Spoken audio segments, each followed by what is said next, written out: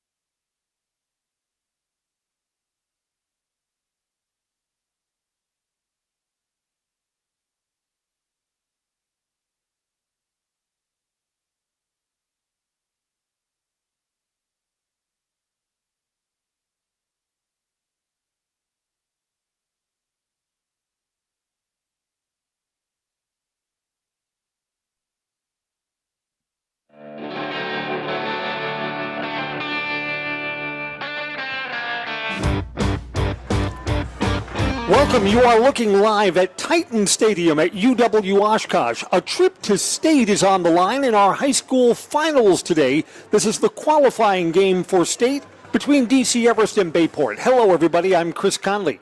Both teams come in with 10-2 records. Evergreens got here with a win over Waunakee. The Evergreens came into the tournament as a number 7 seed. They've eliminated the number 2 seed Hudson, the number 3 seed Madison Memorial, and last week taking down a number 1 Waunakee. Bayport is here also with a 10-2 record, and Bayport's got a great resume from the regular season. Only 2 losses. Tough defeat to West De Pere, a 1-possession game, and a loss to Kimberly. This is the year that Bayport has kind of stepped out of Kimberly's shadow. Kimberly is not playing anymore, and the Bayport Pirates are. Let's welcome in Mike Wendlandt, who'll be joining me for tonight's game. Bayport's got a tremendous offensive line. Which team can get defensive stops? I think that's going to determine the shape of tonight's ball game.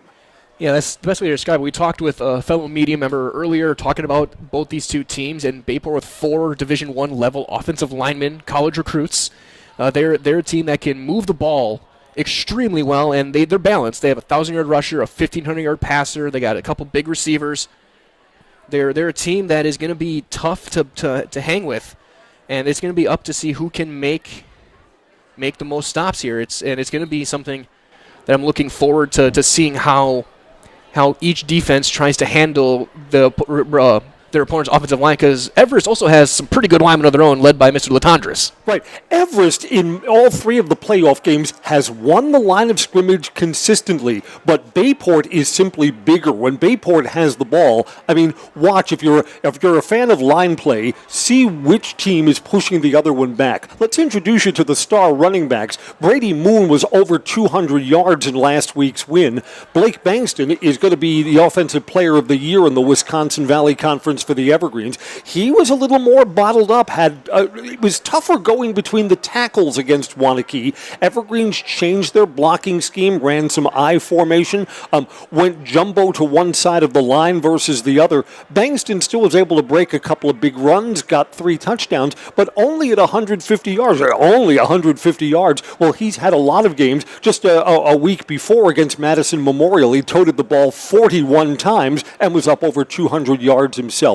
So Blake Bankston for the Evergreens, Brady Moon, a junior for Bayport. One of the things I think is interesting about this Bayport team, a lot of their skill positions, their quarterback Matt Stevens, Brady Moon, who we just introduced you to a moment ago, they're both underclassmen. So this Bayport team, regardless of what happens tonight, is a team that's probably going to be heard from next season as well. For sure, and again, both these teams coming from tough conferences, the Wisconsin Valley, the Fox River Classic, there's going to be teams that they're going to be battling for the next few years, going back and forth. Obviously, again, Everest is a little bit of an older team, but they're going to be looking to retool and rebuild with a young coach and a good youth program coming up through, and this, you can tell the Evergreens are building the right way. They're building up slowly, and they're building up very effectively. Bayport, the same thing. They're looking for their second appearance, their first since 2019 over in Camp Randall, and they've been a powerhouse the past few years now, but we said before on the air they always have to deal with a Kimberly, a Neenah, Appleton North, De Pere, West De Pere, all those teams. Now they get another chance here at level 4, and both teams looking to make a trip to Camp Randall. Years ago, when the Evergreens were matched up with the other Division I schools in the eastern part of the state, Fox Valley football has been better in recent years than what we've seen in central Wisconsin. No disrespect to Spash or Marshfield or Wisconsin Rapids, but some of the teams that Bayport has to battle from one year to another, those are programs that are consistently good. Of the 2 teams today, it's the Evergreens who are a senior-based team like the time is now. The Evergreens will have more spots to fill on next year's roster a year from now. So for them to be this deep, and this is the first time in a couple of decades that the Evergreens have gone this deep into the postseason, the Evergreens have to think now is the time to wind up and take your crack at glory. The winner here will play Muskego or Mukwonago. That's a number 4 seed versus a number 2 seed in the other state qualifier that's being played tonight. By the way, we also have a couple of other central Wisconsin teams that are in action tonight. Over in Division 7, Edgar is playing for a trip to state, and over in Division 5 Stratford there. So you may be spinning around through our various Zaleski sports channels. We understand that. Pre-game tonight is brought to you by Auto Select, located on Schofield Avenue in Weston, providing dependable vehicle repair, service, and tires for 22 years. With a 3-year nationwide warranty, free roadside assistance at Auto Select. You're good to go. That's Auto Select, Schofield Avenue in Weston, and Highway 10 East and Church Street in Stevens Point. You know, all during postseason this year, we've been lucky with the weather. I mean, here we are in the middle of November. It could be sleeting. There have been years when there's been snow on the ground. It's going to be 45 at kickoff, and the wind is dead calm, a lot like it was last week. Evergreens have been really good with ball security. They've turned the ball over only once in their opening playoff game against Hudson. No turnovers against Madison Memorial or than their game last week against Wanakee. So, I mean, an inopportune turnover is one of the things that could shape the way this game looks. National anthem, Evergreens will get the ball when we come right back. We'll kick things off in a moment on Zaleski Sports. Auto repairs, brakes, tires, and oil changes all in one place at Auto Select in Weston. At Auto Select, you can expect dependable automotive repair from the experts you can trust will exceed your expectations. Auto repair has never been so comfortable with a spacious, clean waiting room with refreshments along with shuttle service and loaner vehicles for your convenience. And ask about their 3-year, 36,000-mile warranty. For your next auto repair or maintenance, bring your vehicle to Auto Select on Schofield Avenue in Weston. In Stevens Point and Plover, at Auto Select, you're good to go.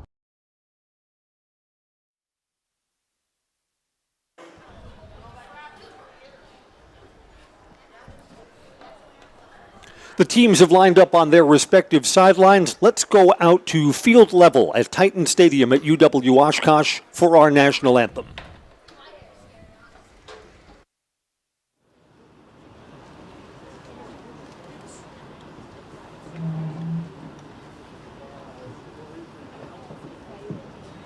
Ladies and gentlemen, to honor America and those defending our freedom, we ask those who are able to stand, remove your hats, and place your hand over your heart for the playing of our national anthem by the DC Everest Pep Band under the direction of Mr. Joe Finnegan.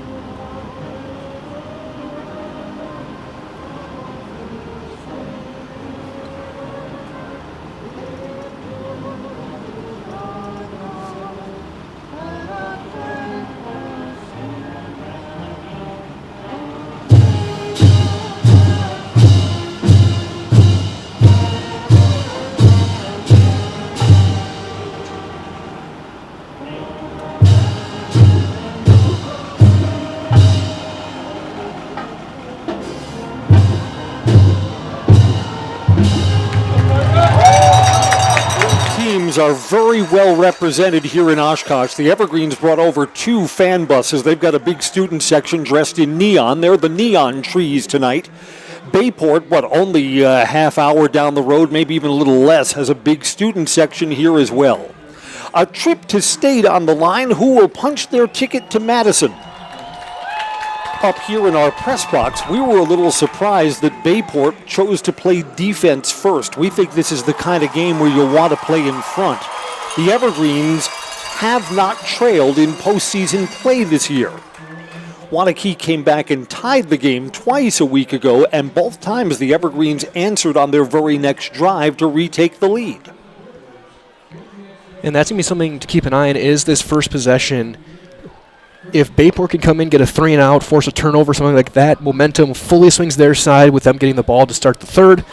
If you're DC Everest, you want to establish your ground game right away. We know the first play is going to number 5. We know Blake Banks is going to get the ball. And we're going to see how they're able to assert themselves right away here It's crazy that a month ago we had 228 teams. Now we're on to 28.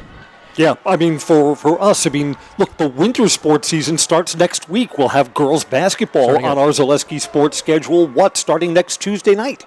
Yeah, absolutely. A quick update as well. Looks like McQuantico took the opening kickoff back against Muskego. Oh, my. Over in West Dallas.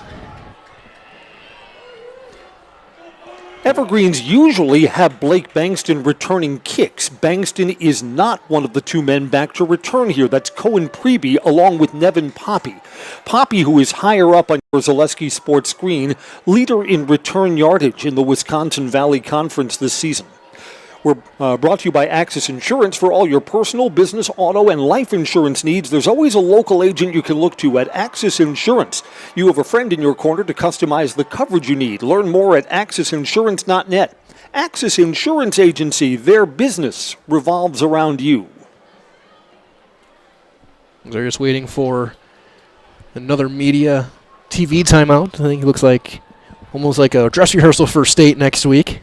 There's a lot of media here today. Again, we've got a lot of Everest fans who follow our Zaleski sports feed. Bayport has their own in-house feed, but if you're a Bayport fan and have found our Zaleski sports coverage, welcome in. We're glad you're with us tonight.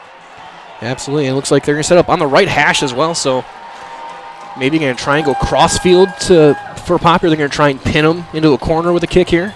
Beckett Corton to kick off. Again, no wind. The weather's not going to be a factor tonight. And let's light this candle. A trip to Madison on the line. Evergreens, this is Cohen Preby. Tries to get back towards the center of the field. That's too much left to right, not enough north to south. Preby didn't get back to the 20-yard line, so poor field position to open up for the Evergreens. He almost got to the corner. He was maybe one step away, but the blocker who was being shielded by Nevin Poppy was able to shed the block enough to wrap him up. Now, if he's able to get past that guy, he had plenty of green grass in front of him to get to the 30, 35 plus. You'll be easy to spot tonight Blake Bankston, who has the neon green football cleats. He sets up just to the left of Everest quarterback Logan George. Evergreen's 3 receivers down low for their first play from scrimmage, and as expected, a handoff to Bankston between the tackles. That ball came loose, I think. Evergreens are on top of it. It's a gain of just 2 yards. Bankston carries the ball so much for the Evergreens and yet never puts the ball on the ground. But between the tackles, the Bayport defense was stout on the first play from scrimmage. Right behind Latondras at left tackle, and so the defensive line did their job, a 3-man front. 2 receivers down low on the near side of your Zaleski sports screen. That's Xavier Edwards in the slot and Cohen Preby. A handoff again to Bankston between the tackles, nothing. Forward for a yard, going to be 3rd and long.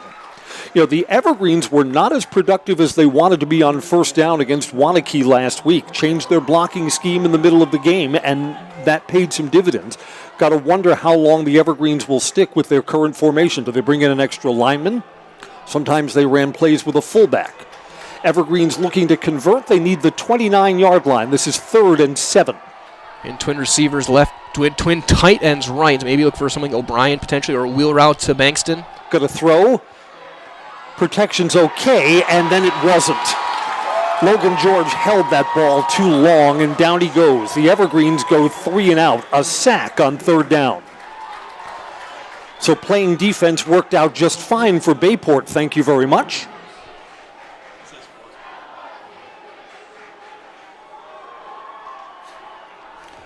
Logan George, the Everest quarterback, also handles punt duties. Yeah, that last play was a coverage sack. There's nothing there. He had to step up, and the right side just couldn't quite give him enough time. Snaps a little bit high. George, line drive kick. Bouncing. Rolls across the 50, back to the 40. Going to stay away from it. And it takes another 10 or 15 yards of an Everest roll. It'll be down at the 27-yard line. So what figured to be good field position for Bayport turns out to be meh, as the Pirates will go on offense for the first time tonight. It's a break for Everest, though, because after the high snap, I couldn't tell who it was for Bayport. It looked like it might have been Landon Lorang. Came off the edge, and he had a chance of blocking that one. And a line drive kick. And sometimes a line drive kick will be good if it's not a line drive directly at the returner, because you're going to get that type of bounce going through it. Strength of this great start for Bayport team. Bayport. Here's their offensive line. Let's see who wins the line of scrimmage on their first play. Their junior quarterback, Matt Stevens, will start from the pistol with single receivers to either side. Man across the formation. Handoff, and the Everest defense holds up just fine on Brady Moon's first carry for only a yard. Just trying to see whom was in on the tackle. Like one of the defensive ends. Evergreens, for the first time in the postseason, wear their home green jerseys with the white numerals. Bayport in all white, that's a pretty good look. We wish their numbers were darker. It's a powder blue number for Bayport. And, of course, we're a long ways away at the UW Oshkosh press box. 2nd and 9. Got a throw.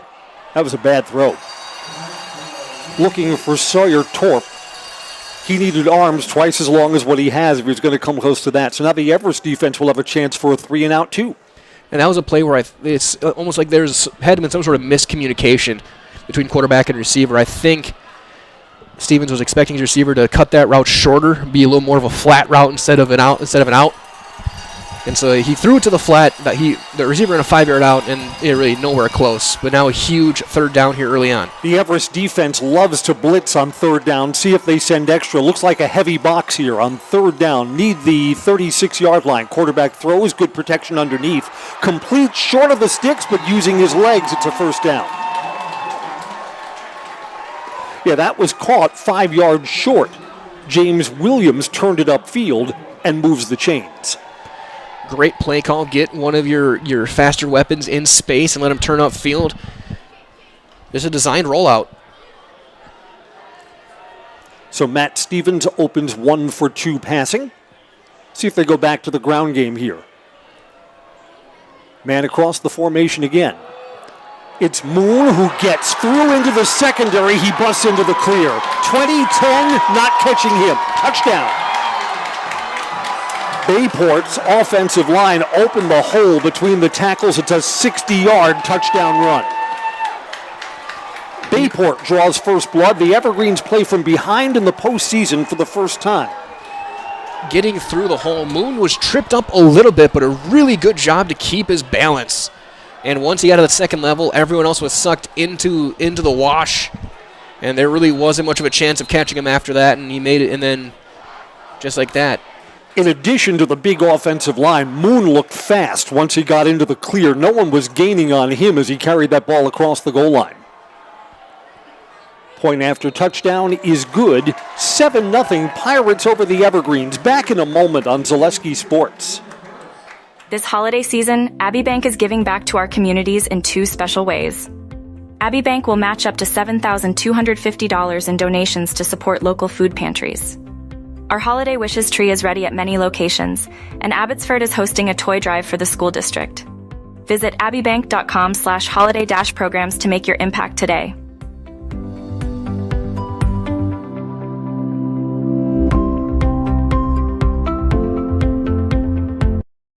Does your roof need attention? Don't replace it, restore it with Seamless Commercial Roofing. Our process is guaranteed and a fraction of the cost of replacement with no downtime. When your roof needs attention, call Seamless Commercial Roofing in Marshfield. Football tonight brought to you by J&D Tube Benders, founded in 1968. They've been in the Felch family ever since. Locally owned, specializing in tube bending, welding, brazing, hydraulic tube assemblies, end forming, cutting, machining, and laser cutting. Tubing materials include carbon steel, copper, stainless steel, and aluminum. Join J&D Tube Bending in the Schofield Industrial Park or at jdtubebending.com. Big hit along the near sidelines. Evergreens will start with a little better field position. Can't afford another 3-and-out here. No, but impressive running from Cohen Preby. He took a big hit at about the 23, so powered through for another 4 or 5 yards after the hit. But definitely Bayport, and when I went down and talked to the coach, Steven Jorgensen, he's a big guy. He's a big, strong guy. He's built like a lineman. And you can tell that the team kind of is modeled after him. He's got that energy. And they're a team that looks to be kind of feeding off what they've started so far, especially from, again, Brady Moon. Only 5'8", 175, but he runs fast and runs strong. What's the number one thing you ask for of high school football players year-round? That they spend time in the weight room. And if you have a coach that looks like he's done that, boy, that's half the battle right there. Going to throw on first down underneath. Blake Bankston out of the backfield goes out of bounds across the 30. It's a gain of about 5 yards. Beg your pardon, not Bankston. That's Cohen Preby on the reception. So the Evergreens are positive on first down.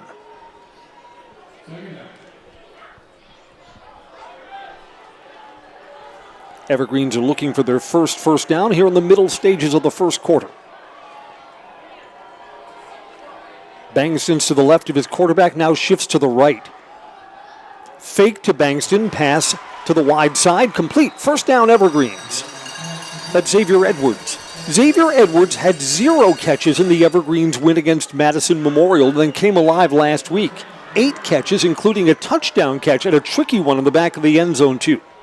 And it seems like the few games I've seen of DSC Everest this year, he has been a guy where he's a big play guy. He may be quiet for a quarter or two, but then you're going to find him deep. You're going to find him in the end zone. And he's a guy where you always have to account for him defensively. Has 2 traits that you'll love as a wide receiver. He fights for the ball. 50-50 balls, he goes up and beats defensive backs, and he's fast once he comes down with it. 1st and 10 from the 40. And boy, Bayport won the line of scrimmage there, tried to set an edge for Blake Bankston. He goes backwards 2 yards. Yeah, trying to stretch it out, and the defense just was able to read it well. And that type of play is one where it's the film study on the defensive line. Okay, it might have been Alex Warden, number 67, again 6'6". It's a very tall Bayport team. Evergreens are behind the chains for 2nd and 12. Just a single receiver up high. That's Xavier Edwards. Evergreens are going to throw. And that's caught, but caught for a loss. Out of the backfield to Corbin Enzenroth, and Enzenroth was met the moment that he caught that ball. Would have been better off if he had dropped it. Goes backwards for 6 yards. So the Bayport defense is asserting itself. And with his back to the play, Enzenroth, he never saw the defender. He got hit immediately, and his instinct catch it, and he took a big hit, but now big time 3rd down here. And here comes a 5-receiver package. The ball's going to have to come out fast. No blocking help for quarterback Logan George. Quick drop. Slings over the middle. There was contact there. Still a catch, but well short of the first down. A gain of 9. 4th and 9 coming up. The Evergreens are going to punt.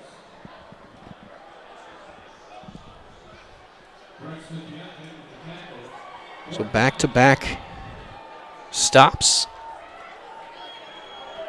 Vander Trax on the catch. Well, you know what? The Evergreens on 4th down and 9 are not in punt formation. They could still quick kick. Logan George, the quarterback, is the punter. 3 receivers up high. Do the Evergreens dare roll the dice here? They need to get out to midfield. Looks like they're going to kick. Right, now the quarterback drops further back and will punt it away. Line drive kick. Bayport didn't have anyone back. So this is going to roll inside the 10. It comes to rest right at the 10-yard line. Bayport will take over there. Football's brought to you by Mutual of Wausau Insurance, protecting homes, farms, and businesses since 1875. Visit mutualofwausau.com and find an agent near you. And this one where we talked pregame again, who is going to be able to assert themselves right away. Bayport decided to go get their defense out there right away. They made the stop, and then they got the big run. They're looking to maybe get a little bit more momentum and really put the clamps on here in the early going. I'll tell you this, as good as Wanakee was a week ago, Bayport is a better team. If Bayport and Wanakee were to play each other, Bayport would be favored. First down with 90 yards of real estate in front. Handoff between the tackles. Again, the offensive line opens a hole, and it's forward for 9 yards on first down. And that was just brilliant, patient running. And again, the strength of this Bayport team, offensive line, doesn't matter if it's Division I or Division 7, if you can move people off the ball, you're going to succeed. Brady Moon carries again. His touch before that, gone for 60 yards on the game's only touchdown. Yeah, there's some pressure on the Everest defense. You can't go down by 2 scores, even though it's early. The Evergreens defense needs to find a way to get a stop. 2nd and 1, so the whole playbook opens up here.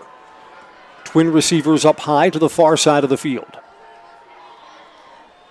Bayport plays it conservatively. There's contact at the line of scrimmage. This will depend on the spot. Right at the yard to gain. I think they're going to give him forward progress for a first down. Got across the 20 out to the 21. Yeah, the near side field judge or side judge gave him the first down. He got to the 21. And he immediately stopped the clock and said forward progress was there.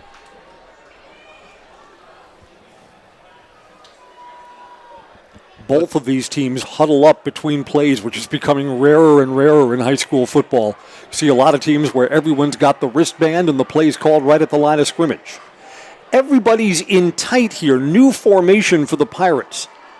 Single receiver, now a second to the far side. Fake to the man across, quarterback keeper. 3 or 4 yards on first down for the quarterback, Matt Stevens. There's another little wrinkle for Bayport. It looks like they're going to give him 4 to 5. But now you got to worry about that jet sweep coming across. Just that little extra beat for a defense to try and read and react. But compared to what we saw last drive, a good first down stop for Everest to make it second and medium. If you can get a stop like they did on that second down a couple plays ago, you're setting yourselves up for a little bit more success. 4 up front for the Everest defense on second down. Quarterback's going to throw. Protection, now turns the corner, lowers his shoulder, takes a big hit, short of the first down. It's going to be 3rd and about 2 coming up here as Matt Stevens tucks and runs. Really good play by Thor Fowler, coming off the edge and making Stevens make a decision whether he's going to try and throw it or run. He got 3 out of it, but it's just a really solid play. Fowler had the stop on the play before that as well. We're seeing more and more guys with the number 0 in football nowadays, from professional all the way back to high school.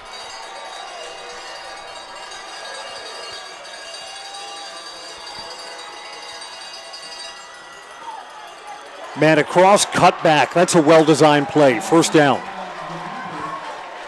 A lot of the Everest defense kind of bid on the jet sweep and was moving towards the near side, out to the 39-yard line. Bayport converts on 3rd down.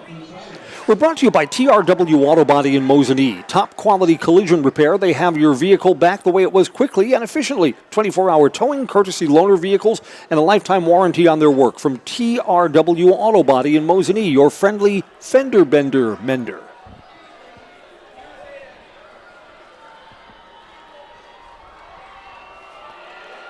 Faking the jet sweep again. Quarterback still got it.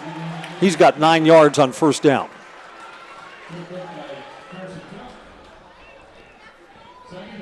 No, Brady Moon. You see, I bit on the play action too. Moon's got 9 yards on first down. Again, it's tough to tell up here again with numbers 12, 33. Yeah, we don't like the San Diego Charger-type powder blue numbers for Bayport. Down on the field, it's beautiful. But the 100 so feet up we are, yeah, it's a little tougher. Dark purple or blue is preferred. Between the tackles again, this is a 3-yard gain and a first down. And with about 95 seconds left here in the first, it's been all Bayport. They have come out to play. And Bayport will be happy keeping the ball on the ground until you show you can stop them. And the Evergreens have struggled to get stops here.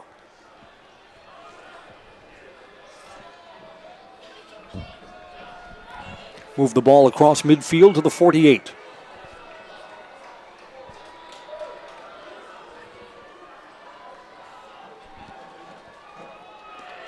Quarterback calls his own number. He gets to the edge and gets outside. It's only 3 yards. But the Evergreens had only one player out there. That's Nevin Poppy, who came up and made the stop. You get past Poppy, and there's a lot of real estate there. That was a very unique formation for Bayport. Three players as well as quarterback in the backfield. It was basically a shell game. Who's got it? Try and just find the football. As if their offensive line isn't enough, they're using 2 running backs there as blockers too, and the quarterback keeps it.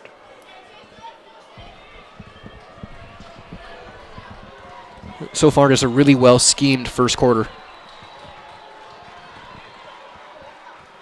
And again, extra blocker in just behind the line of scrimmage. Quarterback's going to throw on second down. Protection is good. Throw, caught.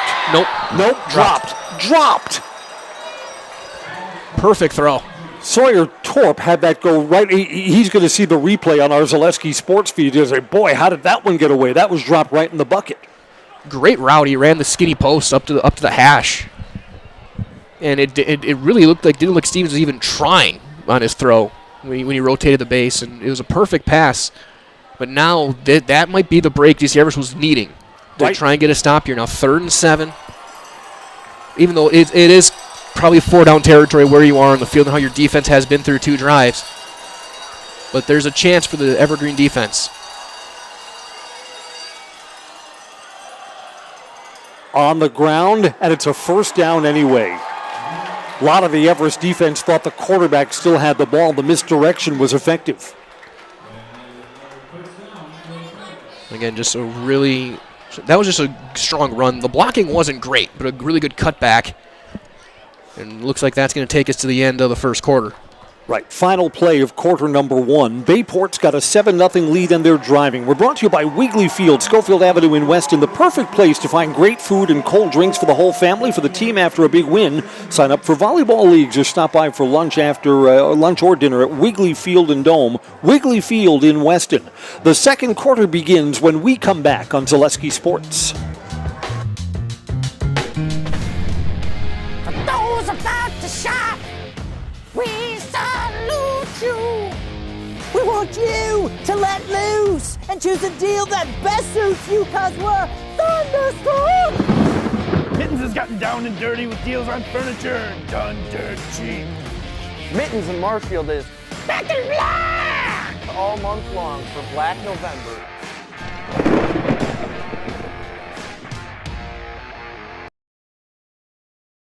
The biggest name in streaming and the biggest name in Wisconsin high school sports broadcasting are now in the same place. Download the Zaleski Sports app on Roku today for easy viewing of your favorite high school sports. Find games by season, sport, or school, then sit back and enjoy. Download the Zaleski Sports app on Roku today.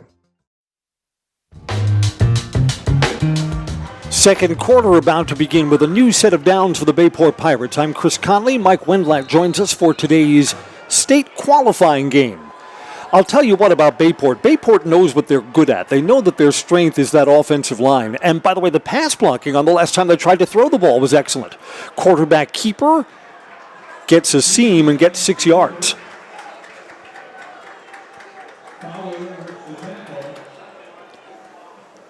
Thor Fowler makes the defensive stop for the Evergreens. We're brought to you by Ridgetop Exteriors. Just like these players bring their best to the field, Ridgetop Exteriors brings top-tier performance to your home. Roofing, siding, windows, and doors, Ridgetop Exteriors has the winning strategy to protect your home.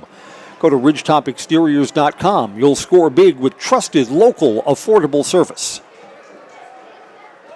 A methodical drive for the Bayport Pirates. Quarterback again lunges forward. He's a yard or two short. Well read by the Everest defense and just falling forward enough. And Stevens 6'4", so he can get that little bit extra reach. Bayport's got 2 chances in this part of the field to pick up 2 yards.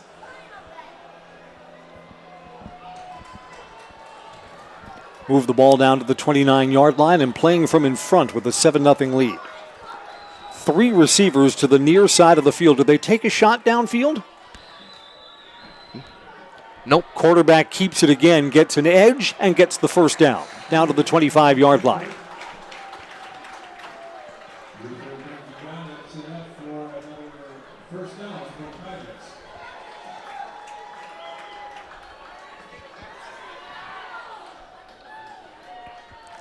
Bayport, too, is going to be a tough team to play from behind on because they run so much. These are long drives that chew up a lot of clock.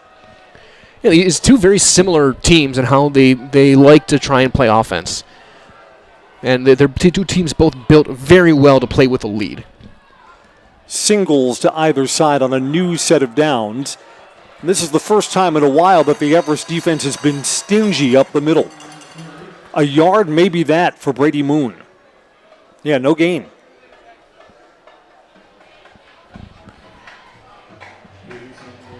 Like Brennan Peterson was the man who came in and made the hit. Peterson did not practice this week, dinged up from the WIAA game. This is his first game back. Sat out for the Evergreens practices during the week. 2nd and 10.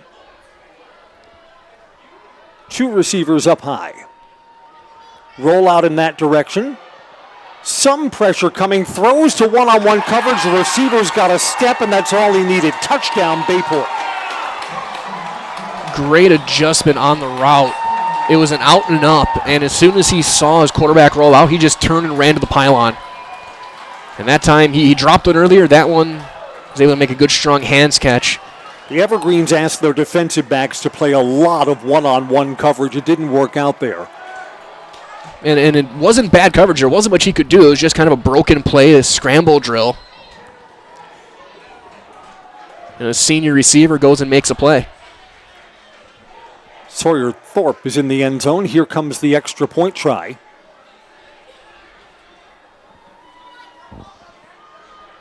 It's good. Bayport builds a lead, 14-0. Evergreens will try and get their offense on track when we come back on Zaleski Sports. Great Lakes Cheese in Wausau is hiring full-time second and third shifts with competitive starting wages and a pay increase every 90 days during your first year. Great Lakes Cheese invests in their employees. Apply today at jobs.greatlakescheese.com. Hi, I'm Shai from Next Step Prosthetics. 5 years ago, we opened our practice to provide life-changing prosthetics that are both comfortable and functional. I would definitely recommend Shai. Shai is very compassionate, caring. We've grown to serve patients throughout Wisconsin. We want to thank them, their families, and providers who have trusted us on the journey. Go to Next Step because it's going to change your life. Why wait another day? Call to set up a free, no-obligation evaluation. Let us take the next step together towards a better life. Now, of course, there's a lot of football left to play tonight, but you just get the feeling that the Evergreens have to get something. After a long drive from the Pirates, you can't put your defense right out there again. That would be it'd be a lot to ask for the Everest defense. Offense got to hold the ball, come away with points here. Short kick. This is Cohen Preby. Preby is still going, gets a block. He gets out across the 35. Start at the 36-yard line. It's Everest's best field position tonight. And again, a good patient run. You don't see too many kick returns where you wait as long as he did. He never got to full speed. Just waiting to set up his blocks and get something going. Everest's offense is ready to go quickly out onto the field. And you're right, though. This is a key drive. You have to hold the ball at least 2-3 minutes. Just give your defense a break and get some momentum on your side. I mean, after the Bayport Pirates showed some different formations with extra blockers, you want your defense to have some time with the coaching staff. Help them figure out what's going on. Got a throw on first down, throwing to one-on-one coverage, complete. Coming back to it is Xavier Edwards. Edwards has 13 yards on first down, right out to midfield. Good anticipation throw by Logan George. Edwards wasn't even out of his break yet when he let that football go. That was a designed comeback route the entire way. And a good route, a good sell.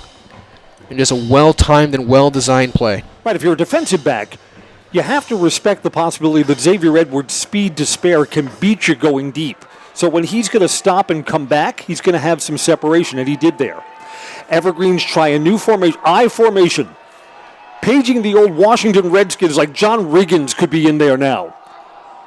Second man through, following his fullback and breaking through. Yeah, the I formation, the extra blocker, springs Blake Bankston for his best run of the game, 13 yards.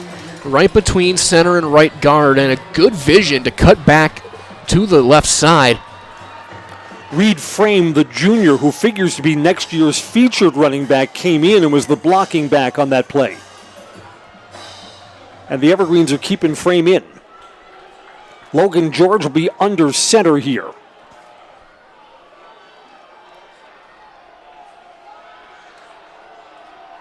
Got him. Bayport's in the neutral zone, 5 yards forward on the first penalty of the night. And not to say that your friendly announcer, Chris Conley, is sometimes critical of the officials. I should tell you that all of our playoff games this season, very well officiated. You get this deep in the season, the white hat is usually certified as a master official. So it's the best of the best officiating crews that are working this late in the year. Yeah, so these are guys who are also going to be working Saturdays and maybe eventually Sundays. So as good as it gets these last few weeks. 1st and 5 after the offside. Protection's good. Slinging sidearm over the head and intercepted. Exactly what the Evergreens could not afford, and this is going to be run back for big yardage. Out across midfield and maybe a hit out of bounds too. No penalty there. The intercepting defensive back is still down on the sidelines.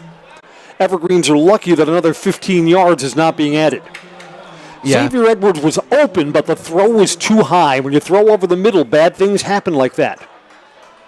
Absolutely, and then it was a borderline hit, and he hit the ground hard. It's not warm. It's not as cold as you expect in November, but you still feel it when you take a big hit. Tommy Berg's helmet is off. I believe that's Tommy Berg. Again, bear with us with the powder blue numbers that are hard for us to see. There was a flag back at the 35 as well, so it may have actually been an illegal block too on the return. Right, so this long return run is going to come back. Bayport's going to have the ball. A rare Everest postseason turnover. Walking off 15 yards. So this is some kind of crackback or blindside block for it to be 15 yards as a personal foul. Correct. Bayport, though, will take over with a 2-score lead. We've said this in some of our high school football broadcasts, that at high-level high school football, going down by 3 scores is the kiss of death. You just don't see a lot of 3-score comebacks. No, you're just not with the ball with 2 ball control teams. Possessions are at a premium. So can the Everest defense bail out the offense? 1st and 10 back at the 20-yard line for the Pirates. Delayed handoff and 4 yards up the middle for Brady Moon.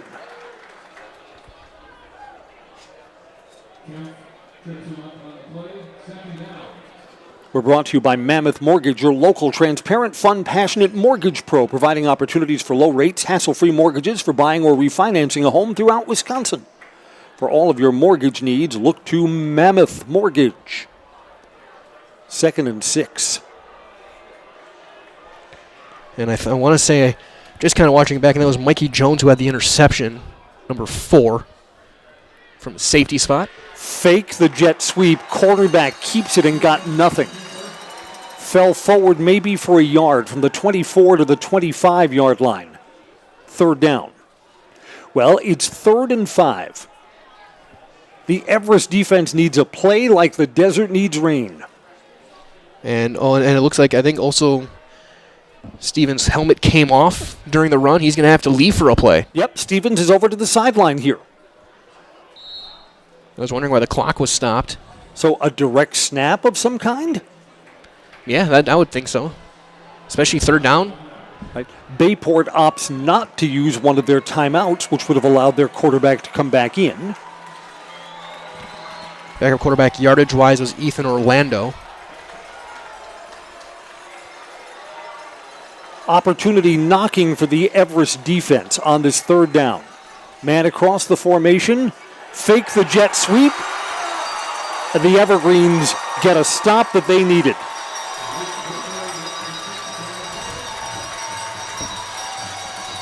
One of the rare times that the Evergreens have had a definitive win at the line of scrimmage. That was Ruther? Jake Ruther. Number 8, yeah. He was one who looks like he was one who got through and made the hit. For the first time, Bayport will punt. A huge stop for the Everest defense, so the interception does not hurt them. No, flag from the umpire.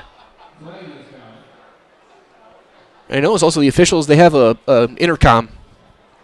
Right, all of our officials have the 9-volt battery and are wired up that they can talk to each other. Yes.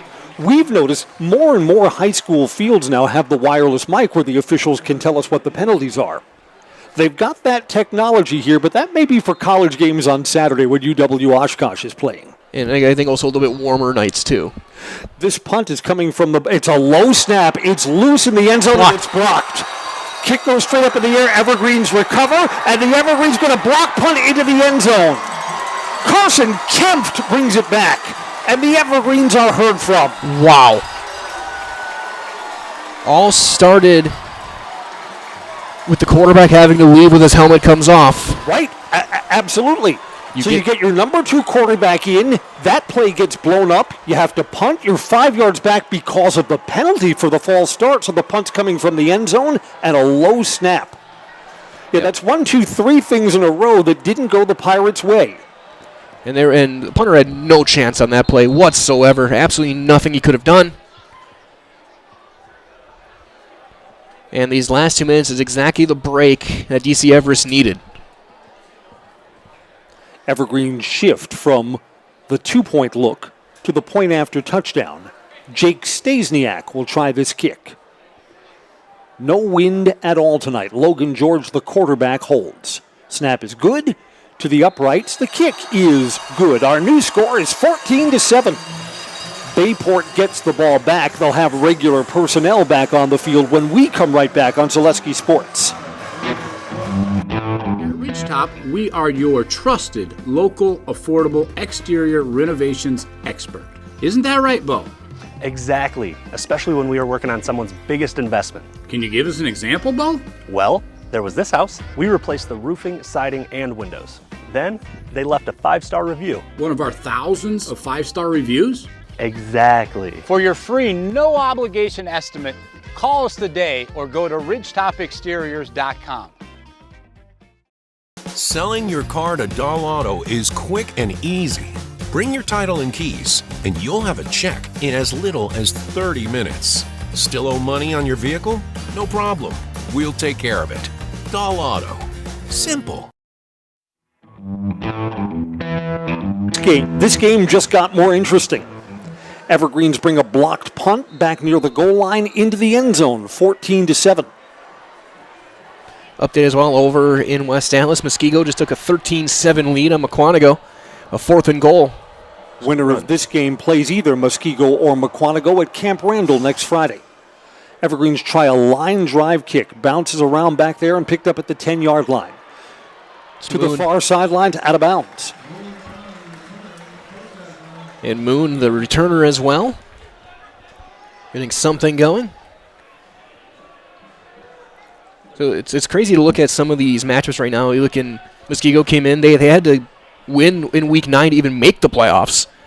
And now they're up in level 4 in Division 1. Belleville in Division 6, an 8 seed, was 3-6 in the regular season. They're in a level 4 game tonight. You know what we don't talk about enough? When you get this deep in the postseason, you're getting extra practices and you're getting extra games. The number of reps that set you up for next season is substantial. And you're getting players maybe back from injury, all those little things. The Muskego team especially, they were injured all year. They're healthy now, and they're showing how good they can be.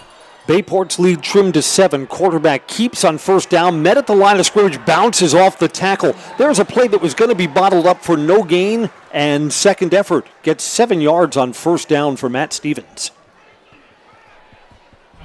And we talked during at the beginning of the game, Stevens and Moon both coming back next year. They're showing and making some plays early. Right, and being able to play this deep. You know, again, Kimberly is their nemesis. Kimberly is the class of the Fox Valley you look at over the last decade or so. Bayport's still playing, Kimberly is not. And you think during the regular season, what's the game that Bayport's going to have circled on there when they play the Papermakers? At the line of scrimmage, Everest defense holds the line, a loss of a yard. Moon didn't get anything there. Football's brought to you by Fleet Farm. Here to help you gear up for hunting season. Shop their huge selection of scouting, concealment must-haves, safety essentials, and blaze orange gear. Shop the entire selection of hunting gear from all the top brands today at Fleet Farm. And just give some credit as well. I'm trying to see who had made the play. Number 13 was in on the tackle. If the Evergreens get a stop here, Bayport will punt in this part of the field. Empty backfield on third down. Quarterback. Little pop pass. Wow, yeah, that's a well-designed play. The quarterback spun like he was going to have it all his own. Well-designed. First down. And that's going to go down as a completion to Moon coming across the formation, just that little shovel pass. Right, that was forward. Indeed it was. Looked like as well, and Prairie du Chien took a lead against Stratford over in Division 5. We got 4 games for you guys tonight here on Zaleski Sports. You can go to ZaleskiSports.com. As Chris said as well, starting next Tuesday, ready into the winter season, into the indoors we go for basketball.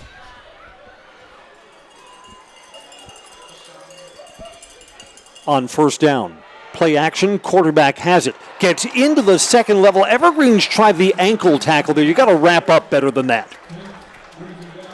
7 yards on first down.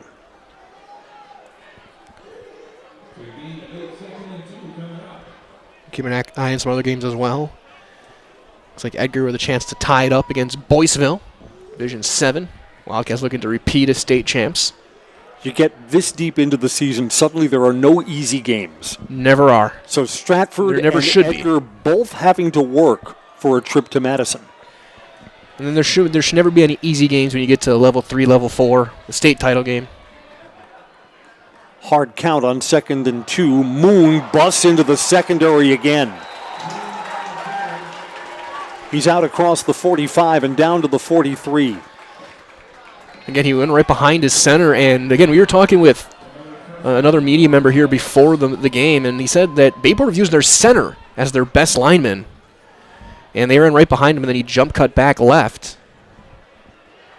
You know what? The Everest defense probably needs halftime to get here, hopefully without giving up more points, because this is a unit, because of the blocked punt, had to go right back out onto the field again. Bayport has dominated time of possession in this game. Going to pass to one-on-one coverage again. Boy, that was almost intercepted. Instead, it's caught. Nevin Poppy, who is the defensive back for the Evergreens, tried to jump in front, and when he didn't come up with that ball, complete and into the red zone.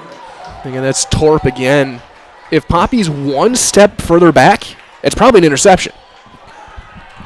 It's a well-thrown ball. It's just good football. Nevin Poppy is the Evergreens' best defensive back, so that was best on best, and the Pirates won the matchup.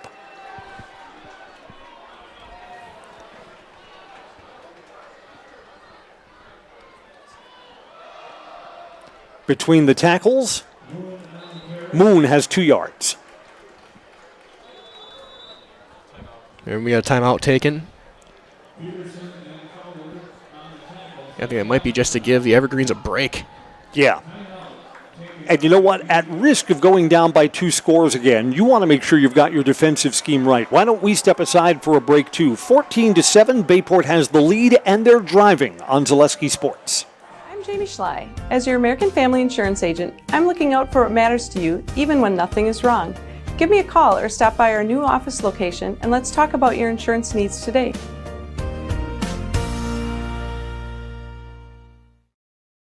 Get more sales, more customers, more employees, more community support. Let Zaleski Sports help you today.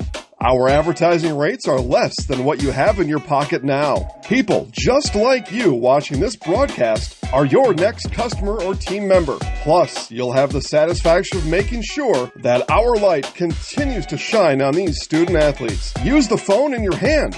Email us now.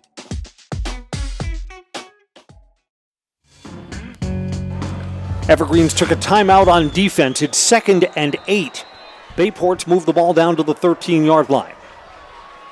3 receivers down low. Quick pass underneath. It was deflected, went off the receiver, and almost picked off by Silas Weber. That was close. That was the break the Evergreens needed again. He was going to make a big hit. And he was going to be able to make a big hit if that ball would have been caught, but when it goes through the hands, he had to try and stop and pivot on that left foot and kick back out to try and turn and make a play. There's not much you could do as a defensive back. 3rd down. A first down awaits at the 5-yard line. Timeout Bayport. Got a whistle here, yeah. Bayport, in this spot, it's 3rd and long. I want my best play. So you'll bring the entire offense over and you'll talk it through. Bayport 3rd and 8 when we come back on Zaleski Sports. Hey, you're tuned in to Better Halves. Skip, I love my hometown, and I want a health plan that feels the same way. So what are your favorite local date spots? Oh, yeah, I know like all the date spots in Eclair. Jane, I'm Steve from Security. I've lived here in Wisconsin my whole life, and that means I understand your health coverage needs better. By the way, Doug, it's Eau Claire. I have a dozen Eclairs in my dressing room. Bayport didn't even take their full time out. After talking it over, bringing the offense over to huddle on the sidelines, they're right back out onto the field. And during the break, I took a quick look at the numbers. They have attempted 2 field goals this year if it were to get to a 4th down. Here comes a big play late in the first half. Got a throw on 3rd down. The protection is good. Quarterback is hit late, got it off in time. Short of the first down. Short of the first down. Sawyer Torp. Good open field tackle. As we're going to get an Everest timeout. This is 4th down and 2. And you know what? He got enough on 3rd down that Bayport probably goes for it here. Potentially, Bennett Carton is, again, 2 for 2 on field goals, 44-46 extra points, a reliable kicker. And the fact that you get the ball to start the 3rd quarter makes your decision maybe a little bit tougher to maybe kick because you have a chance at a 10-point double up. Right. So it is decision time. I'm no riverboat gambler. I take the points here. I'd be happy knowing that I get the ball and have a chance to drive to open up the second half. I'm with you. And it wouldn't be... It would be a 25-yard field goal? Yeah, a little more than an extra point. But you know what? It's like offense heading back out there. Bayport's going for it here. It is touchdowns, not field goals, that tend to win the big games. For sure. And this also could be maybe, with 2 timeouts, draw them offside. There's a bunch of little things you could maybe look at doing without actually snapping the ball. One-on-one coverage for receivers top and bottom if Bayport wants to throw here. Now receiver across. And it's a 1st down. And going for it on 4th and converting. That was a play that was set up by the very first 3rd down of this drive. They motioned Moon across the formation, and they faked that little pop pass. And the linebackers froze just enough to allow Stevens to read it, keep it himself, and move forward inside the 5. That's a well-designed play, too. You put that man across the formation, so you have to respect the possibility of the jet sweep. And if he would have gotten it, too, if they'd given it to him. Under 2 minutes to go. Bayport's got 1st and goal with the ball at the 4-yard line. It's time to give it to him.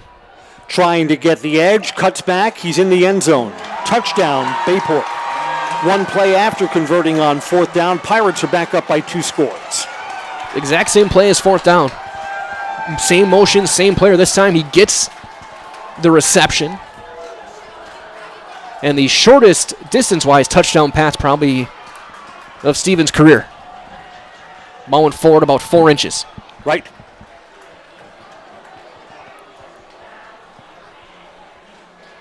But so far, this has been just a beautifully schemed and designed offense by Bayport.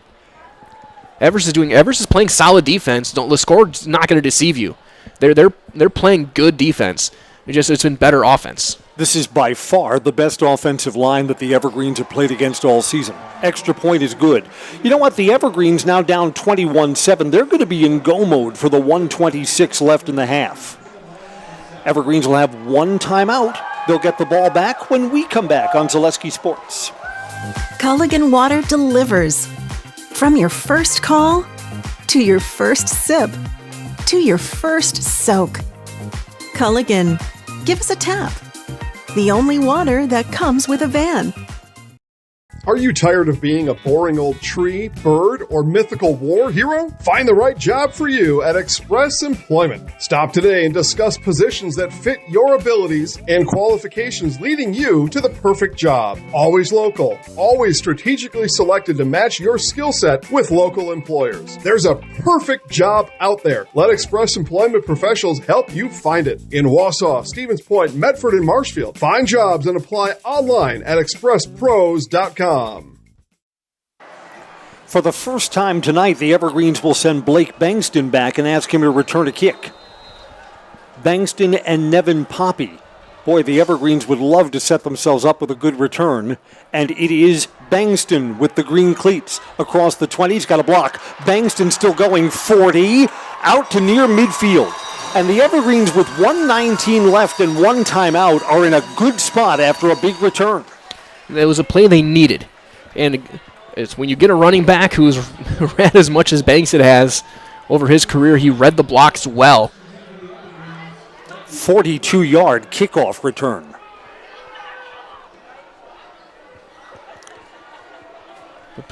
Evergreens in their last two games took the last drive of the half and scored touchdowns. So this is familiar territory. The Evergreens 2-minute drill's been good. 4-receiver package, 3 down low, single man up high, got to throw, protection's good, fake.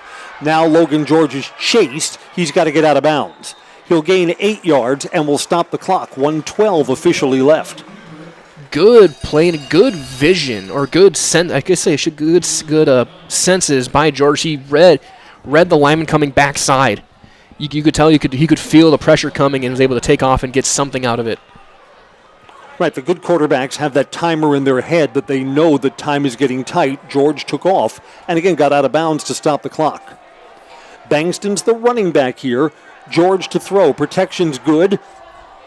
Throws downfield, incomplete. Yeah, really nothing going there.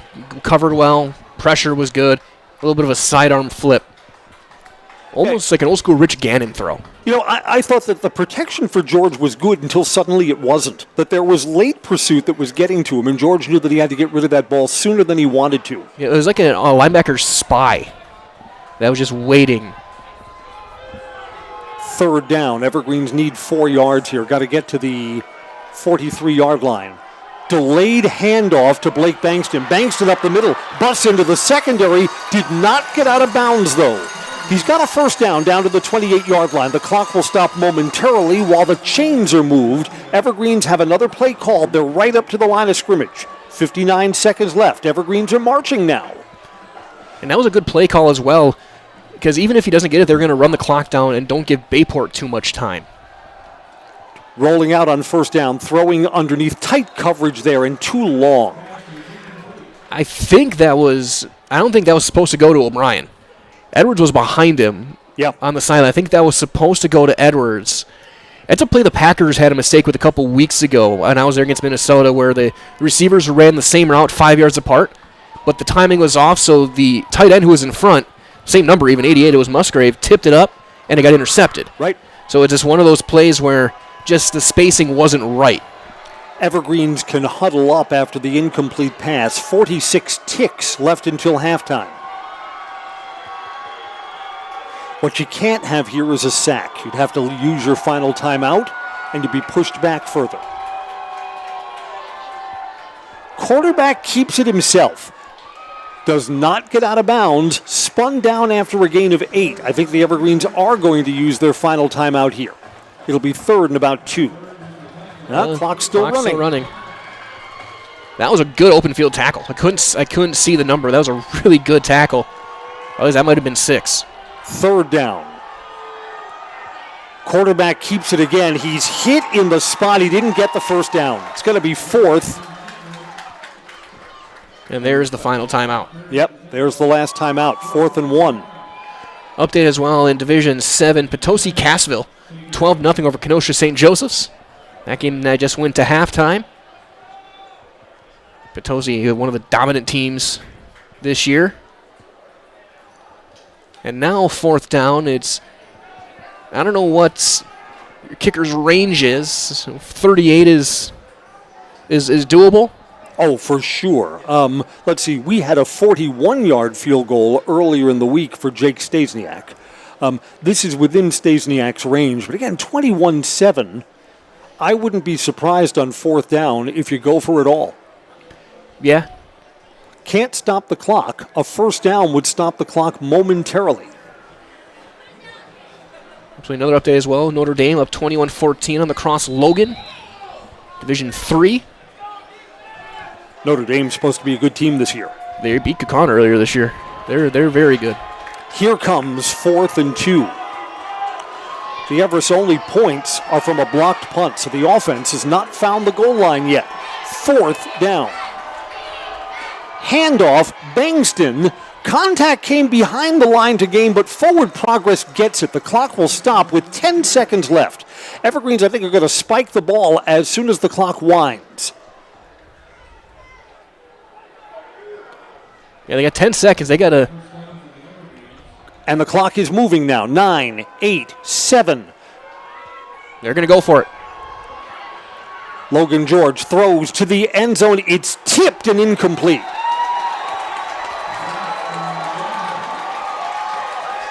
And that's the last play of the half. Went off the hands of Cademan Anderson. Xavier Edwards was in the neighborhood. The Evergreens get down to the 15-yard line, but come away with no points. It's 21-7 at halftime. Tell you what, the first possession of the third quarter is going to be key. Does Bayport go up by 3 scores? That sure seems like it would bring them a step closer to state. Or do the Evergreens come up with another defensive stop and live to fight again? We're at halftime. It's 21-7. Bayport leads DC Everest on Zaleski Sports.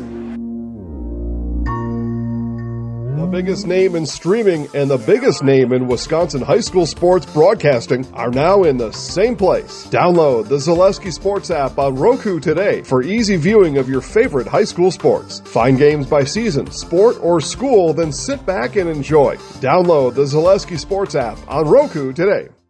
Is it time to replace your old gutters? Call Schwartz Seamless Gutters and protect your home with new seamless technology. No seams, no leaks. With free estimates in 2 days or less and workmanship guaranteed, our service is as seamless as our gutters. Access Insurance is your complete independent insurance agency for auto, home, business, and life insurance serving Wisconsin and Minnesota. Insurance can often be confusing and frustrating. But with Access Insurance, you get experienced advisors that pair you with exactly the coverage you need at the most competitive prices for every stage of life. Located in Weston and a proud supporter of area high school athletics, their business truly does revolve around you. Learn more at accessinsurance.net or by calling 715-355-8400.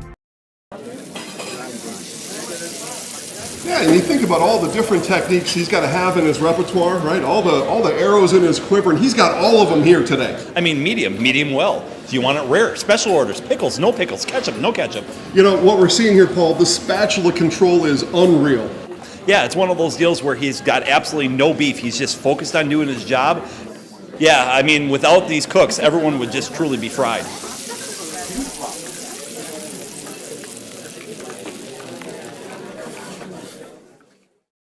Hey, football fans, welcome to halftime. Jason Zaleski here, and we are halfway home to sending one of these teams to Camp Randall next week for a state championship game. Pretty exciting. Thanks for sticking with us through the first half. Let's go through some of the events that happened last week during our halftime entertainment for you. And let's start with the Edgar Wildcats as they are taking on Boyceville right now on Zaleski Sports. Here's how they got to today's state semifinal game. Straight under center, split backfield behind him. Quarterback keeper, strike breaks through, and he's going to run to the end zone for a touchdown. They must have seen something there. And Strite wants to throw. He's got a man, Maverick Butt open. It's going to be a touchdown. Maverick Butt wide open. Nobody went with him. Their defense has a shutout so far. Let's see if it stays that way. Lindahl wants to throw. He's got time. Slant pattern. It's going to be caught for the touchdown. Quick hitter inside. First down yardage and more. And that's breaking the tackles. Maverick Butt is going to take it into the end zone for a touchdown. He came out of it. They're going to try the counter play to Mauer. He's got some running room. Breaks a tackle. Breaks another tackle. One man to beat. Now he cuts it back, and he's going to go into the end zone. Great run by Gavin Mauer, and it's a 40-yard touchdown run to put the icing on this one. That's 99 playoff wins for you. Congratulations. Well, thanks. I didn't know that, but it's a good number. A win next week is 100 and gets you back to Camp Randall. I mean, this Division 7 defense of your championship's been going really well. Yeah, we've been playing well. Lord's presented some different problems, and we've seen a lot of times. I mean, the quarterback was really mobile, had a really strong arm, and could run well too. And but I thought we kind of relaxed in the second half. Thought maybe we were a little nervous in the first half, but I thought the second half we relaxed and played a little better. Talk about that run up the middle. Yeah, Tucker Stride, our quarterback, he just communicates with us at the line and tells me what I got to do, and I just execute it. With the lineman blocking, it just makes everything work just as well. Let's talk about the defensive game plan tonight. The DBs get some credit for getting those coverage sacks, but really we got a gritty defensive line that just keep pounding and getting sacks in hurries every time. One step away from getting back to Camp Randall. You guys got to be fired up for next week? Yeah, we're going to focus in practice this week and just focus on our duties every time we step on that field. Now available on your Roku device. Download Zaleski Sports. Watch archive games. Really easy to do. You can sort by year. You can sort by sport. Sort by your favorite school. Extremely easy. Go to Roku now and download Zaleski Sports. The biggest name in streaming and the biggest name in Wisconsin high school sports broadcasting are now in the same place. Download the Zaleski Sports app on Roku today for easy viewing of your favorite high school sports. Find games by season, sport, or school, then sit back and enjoy. Download the Zaleski Sports app on Roku today. And again, halftime coverage continues. Jason Zaleski here. DC Everest taking on Bayport, the Evergreens, and the Pirates. Who wins between a swashbuckler and a tree? I guess how many sword hits can a tree take, right? Here's how the trees got to today's state semifinal game. George throws to one-on-one coverage. Xavier Edwards has it into the red zone. Bankston, handoff, has a seam to the end zone. Waiting for an indication as we unpile. Touchdown, Blake Bankston. Bankston's the second man through. They give him an extra blocker, and Bankston breaks free. Down the far sideline, watch him go. Bankston to the end zone. The extra blocker made the difference. Logan George, quick pass. Underneath, it's complete. Xavier Edwards breaks a tackle. Steps out of it, down the sideline goes X. 40, he's all the way out to midfield. Bang, the Evergreens are in business. Flicked back. And a pass downfield complete to Cole O'Brien. The trickery works. Evergreens have a first down. On first down, handoff. This is stopped behind the line. No, it's reversed the other way. And it's a big gain. Boy, not settling for being in the pile. It's a touchdown. This game's an extra point from being tied. Roll out to the near side. Some trouble. Sling, sidearm. It's caught. Xavier Edwards in double coverage. Bankston again gets a hole. Bankston busts into the secondary. He's clear, and he's gone. Evergreens retake the lead. Blake Bankston, 43-yard touchdown run. Man across the formation, quarterback keeps it, and he's got a first down. Logan George down the sidelines. Out of bounds inside the red zone. See what Stasiak does here. From the far hash, there's the snap, it's good. Here's the kick. Line drive to the goalposts. Good. It's good. Here we go. Evergreens send pressure. Quarterback steps up. He's got a run. He's going to be close to the first down. He's going to be short. Short by about 2 yards. Evergreens celebrate. They're going to get the ball. 31-21 is our final score. Oh, the unbelievable group. Just fight till the end. This was a heck of a game. Waunakee's a heck of a team.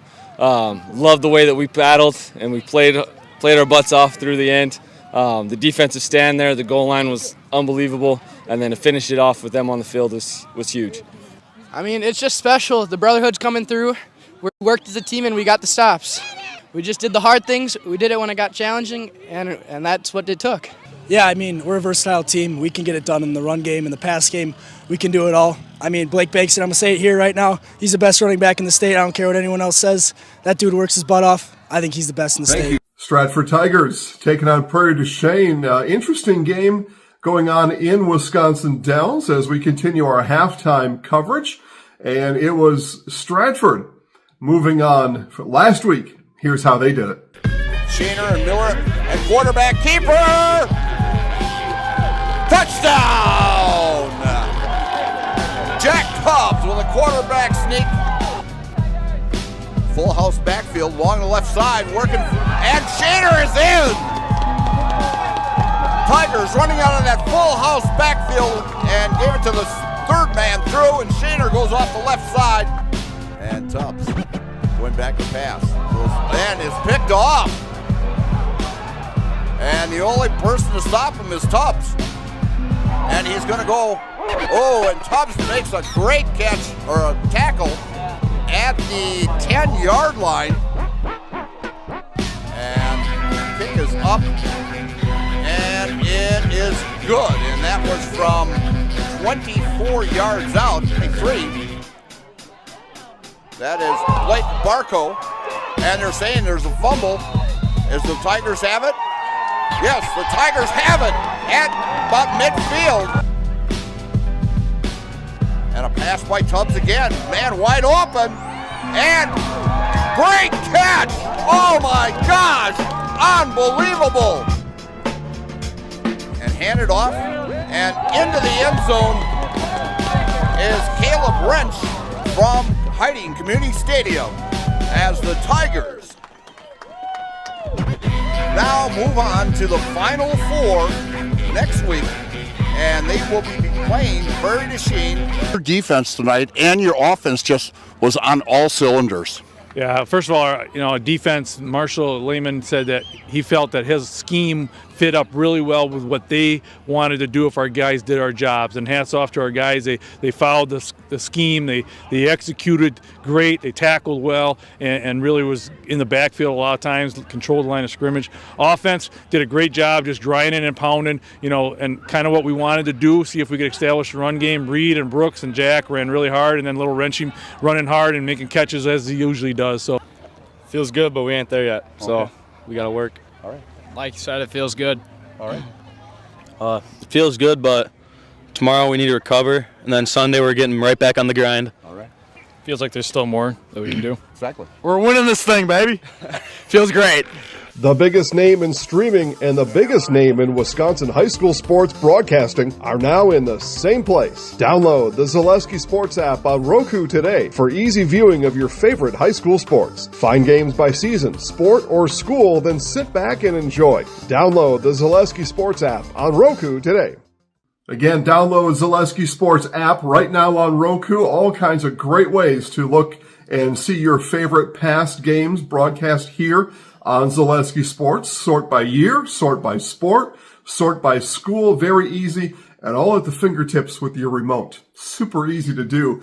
Muskego Mukwonago playing on Zaleski Sports right now as they are playing at West Allis Central High School right now. And then tomorrow, Saturday, 1 o'clock kickoff, a state championship game on Saturday. The Owen Withee Blackhawks and the Lena St. Thomas Aquinas Titans. And here's how the Owen Withee Blackhawks punched their ticket to the 8-player state championship game. 3rd down and 4. Long pass by Smith. Caught! 1st down, Cardinals. Back to pass is Smith. Long pass again. He's wide open. Touchdown! From Smith to Washaw. And just like that, it's 6-0 Cardinals. 4th and goal for Highland. The snap, the pitch to McGuire, and he will walk in for the touchdown. That one is a pitch to Geldernick, and Geldernick a good run. He's still on his feet. There goes Geldernick. Touchdown, Owen Withee. The 14 and a good run back for the Cardinals. He's still on his feet. Up to the 50-yard line. Fumble. Who's got it? Owen Withee. Good run back for Caden Washaw, but it was stripped. Hawks recover. at the 31. Handoff to Geldernick. He breaks 2 tackles. He's on the run. Going to the right. There he goes. He's going to score. Touchdown. At the 22. So it'll be a 32-yard attempt straight on kicker. Snap kick is up and it is good. Halftime. Owen Withy, 17. Highland, 14. Holy cow. Throws the deep ball and the short ball very well. 3rd and goal. Bennett now back at shotgun. Back to pass to his right. Touchdown. Michael Esser. They run blitz. This time they give it to Geldernick, and Geldernick is in. Touchdown, Owen Withy. 20 seconds, and the clock runs out, and that's going to do it. Congratulations, Owen Withy. You are going to the state championship game next Saturday afternoon in Wisconsin Rapids. What a special moment for these kids. You know, they got knocked on their heels for a moment here tonight, but they regrouped and they believe in themselves. What an unselfish group of young men that they set a goal way back, during summer camp, and they never defrayed from that goal. And what a special moment for them. I'm just happy to be a part of it. It's amazing playing with these guys. I'm happy we got the win. Fell behind 14-0 early on. What happened there to kind of get you guys going?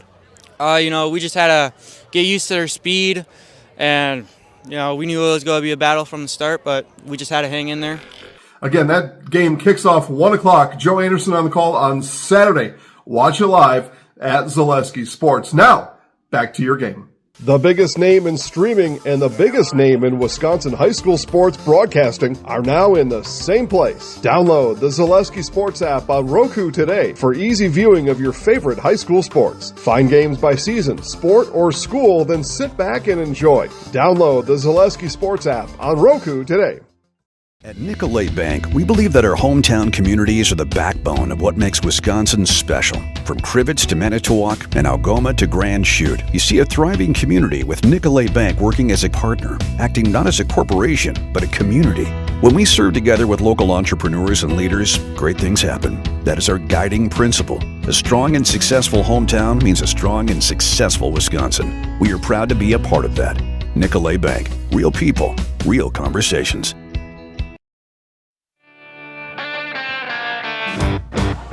Halftime. Teams are out of the locker room warming up for the start of the second half. Bayport 21, DC Everest 7, and Bayport gets the ball to start the second half. Quick recap of our scoring. Bayport got a 60-yard run from their star running back Brady Moon to open up the scoring 7-0, the only touchdown of the first quarter. Bayport would answer again with a 25-yard touchdown pass to Sawyer Thorpe, 14-0. Evergreen's only points came with 6.5 left in the second quarter. A blocked punt on a low snap brought back into the end zone by Carson Kempf. So the Everest offense has not gotten the ball into the end zone, 14-7. With 1:26 left in the half, Bayport went on fourth down, converted, and one play later, a shovel pass forward to Brady Moon, making it 21-7. Evergreen's got down to the 15-yard line with the clock moving and no timeouts with 10 seconds left. Tried a designed rollout from quarterback Logan George. Ball was tipped, and that took out the remaining time that was left in the first half. So the Evergreens were in the envelope, but were unable to get points out of that last drive. 21-7 here. Mike, you've been kind of spinning around some of the other sectional state qualifiers that are today. I see that Edgar is in a dogfight. Last I saw of that game, that a 2-point conversion was the difference in that one. Yeah, at halftime it was 8-7 Wildcats looking to defend their D7 crown. Their last year in D7 for the time being. They're going to be moving up to Division 6 next year with the performance factor. Rematch from this game of the year ago with them in Boyceville, but it's 8-7 there. Stratford is up 14-13 to start the third quarter against Prairie du Chien. That came over in Wisconsin Dells. And just getting started as well over in West Allis, it is 13-7 Muskego over Mukwonago. Mukwonago took the opening kickoff back, and that has been it. The Muskego defense has been stellar. Bayport Pirates are hoping to advance to play either Muskego or Mukwonago next week in Madison. And also, I think it was 12-0 Potosi Castle over Kenosha St. Joe's at the half. Baldwin was up 28-10 28-16 against Winneconne, something like that, in Division 3. At halftime, the Evergreens took the entire team into the locker room. You can be sure the discussion focused on we need a stop to open the third quarter, or else Bayport will go up by 3 scores. Teams will be out on the field in just a moment to get quarter number 3 going. We're brought to you by Next Step Prosthetics, providing prosthetics and orthotics throughout central Wisconsin. Take the next step and contact them today. And football is brought to you by Foundation Finance. Start a job making the money you need with flexible scheduling, a close-knit, fun-loving group, and full-time benefits that start from day one. Learn more online at foundationfinance.com. Of course, I want to forget as well, stay tuned. After the game, we're going to have all of the festivities. The celebration, I'll be down the field with the winning coach and a couple of winning players. Both these teams in a little bit of a drought. It's been 5 years for Bayport. It's been 21 for DC Everest since they played at Camp Randall. The Evergreens' previous coach, Tim Strelo. Here's the kick to start the second half. It's a short kick. It's an onside kick. It's loose, and the Evergreens have it. The Evergreens are on top of that onside kick. That is a brilliant call. That's shades of the Saints in the Super Bowl 15 years ago. Evergreens executed that play at the level 1 game against Hudson. Stasiak with a perfect playoff on that right side. And it took the big bounce and it went 15 yards before it was pounced on. It took the Bayport player was there in position. It just bounced over his hands. Everest's former coach, Tim Strelo, has all the video footage of the Evergreens' last trip to state, and it looks like a different era. Camp Randall's got the old green carpet back then. The football players have the big shoulder pads. Looks like they're giants. Evergreens open with a jet sweep. This is Preby. He's got the edge. Preby is inside the 30-yard line. So the first 2 plays of the second half are positive for the Trees. The recovered onside kick, and then the Preby jet sweep, which rips off another 25 yards. What a momentum swing early on. You don't have to worry about the double up now. Boy, stick the ball in the end zone, and it's game on for the third and fourth quarter here. Absolutely, but you've got to score.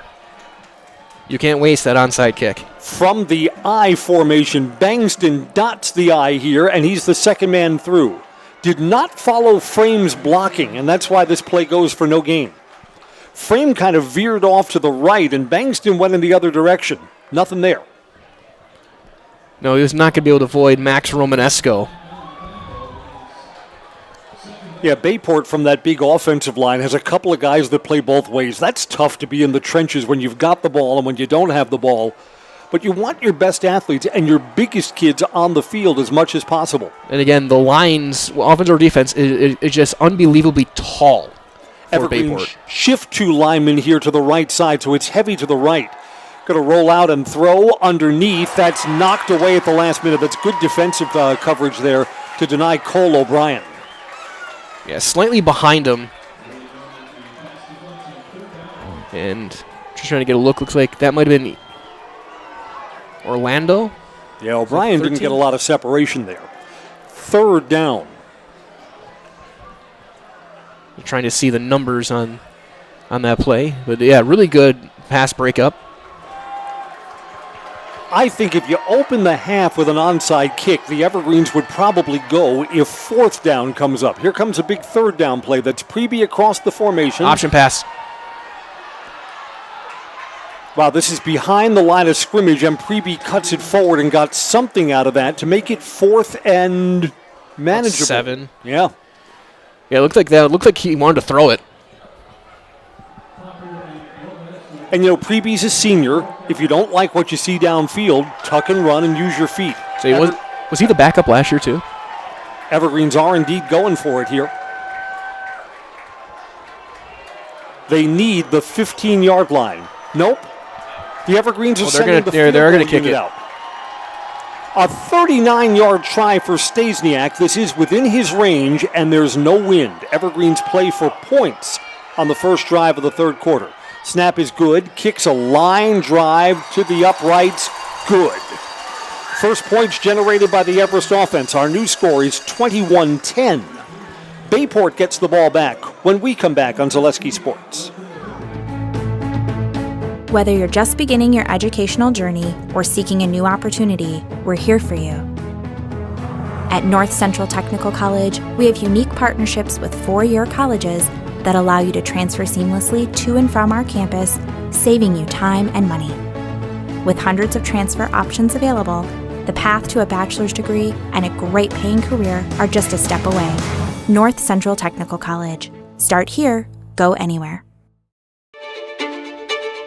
The first tube was bent in 1968 back in a garage by our house. Shortly after that, we moved into a rented space in a machine shop. Moving into this building in 2000 at 90,000 square feet. So right now we sit at 165,000 square feet. 150 employees. Every day we look at how grateful we are to be where we are, but we never forget where we started.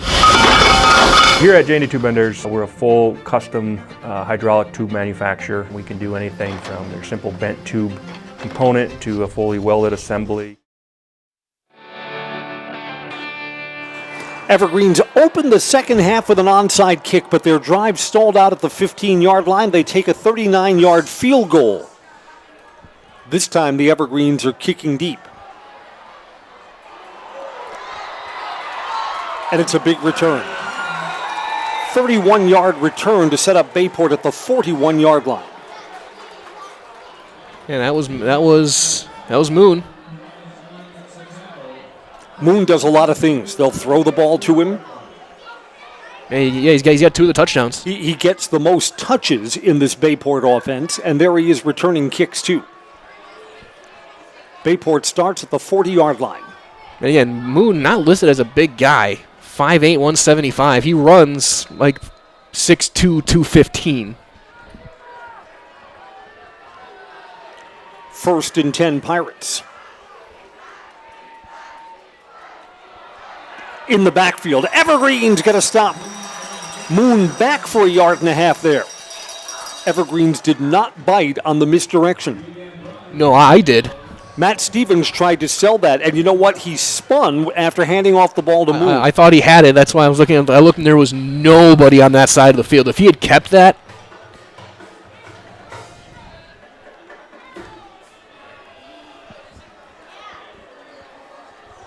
but a great read by the Everest defense. Tell you what about the Bayport offense. They play to their strengths. They know what they're good at, and that's the kind of football they play. Quarterback calls his own number, busts into the secondary. Only player that's got a chance to catch him is Nevin Poppy, and Poppy does. Escorts him out at the 20-yard line. That's a 40-yard run. That one they faked the sweep. And again, the middle of the defense, the linebackers follow the running back, left that backside open. And Stevens, who's a good runner, not nearly the speed of someone like Moon. Stevens is carrying the ball more this week than he did a week ago in the win over Marquette Prep. New set of downs just outside the red zone, so Bayport, just like that, is in business. Evergreen's not fooled again. Matt Stevens tried to sell that. Moon carries and is met at the line of scrimmage. And you can tell that right now the Evergreens are selling out on 33. Right. They're if Stevens runs on us, so be it. Moon is not going to. And I think Bayport is good enough with that big offensive line that we've talked about a lot. You can take one thing away, but not both. So eventually you think Bayport will dial up the right play and they'll burn this Everest defense. Second and 11. And no safety, single coverage, bottom of his screen. Poppy's going to press.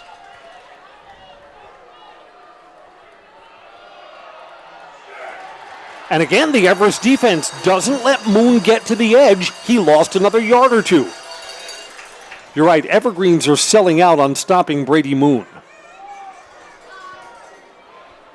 3rd and 13. And that play was almost mishandled, too. It looked like it was a bit of a jumble as far as who was going to get it. And that was almost a mistake by Bayport.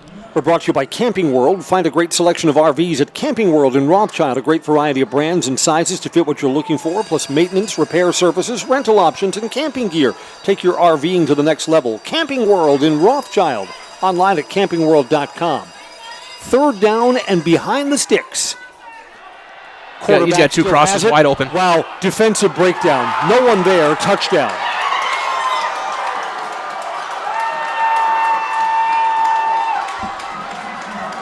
Bennett Depler. That's a play you call mesh. You get two crossers over the middle. Defense has got to find them both, and they found neither. Both guys are wide open. Everyone sucked into the play fake. Yeah, you could not be more open. No. Again, that's just another really good play call. So the Evergreens settled for a field goal earlier in the quarter, and Bayport's in the end zone. 21-yard touchdown pass, snaps a little bit low. No problem, down and good. Our new score is 28-10. There's a flag down at the 5. Yep, penalty marker down. Makes you wonder if they will decline to take the point or if it's on Everest. Do you make it half and go for 2? I think you just take the point. Yeah, this looks like something that may be assessed on the following kickoff. Let's see. It's on Bayport. It's a hold.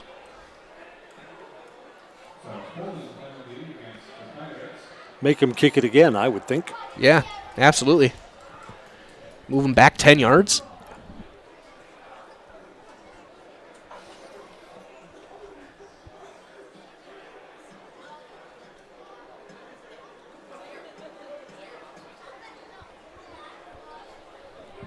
Both days well in Division 5. Stratford up 7. Just scored again. So this becomes a 30-yard point after touchdown. Bayport is 3 for 3 on their PATs so far. The kick will come from straight on.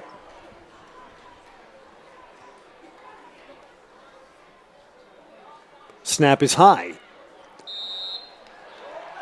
And good. Same result. 28-10. Bayport kicks off to Everest when we come back on Zaleski Sports. In every department at Dull Auto, you'll find people who've been in the industry for decades. Sales staff with a deep knowledge, not just of cars, but how to build relationships. A service team who always double checks each other's work. Dozens of people you may never meet who've been working for years to make buying and servicing a car feel fast and easy. In over 100 years at Dull Auto, we've learned to value experience. After working with our team, you'll value our experience too. Dull Auto, simple.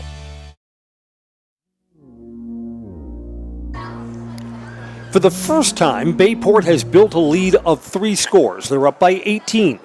A lot of football left, but the Evergreens, you just sense, need an answer at this stage of the game. Absolutely, and they got the trick on the onside kick. They had to settle for 3. At this point, that's off the table. You have to get 7 or none the rest of the way.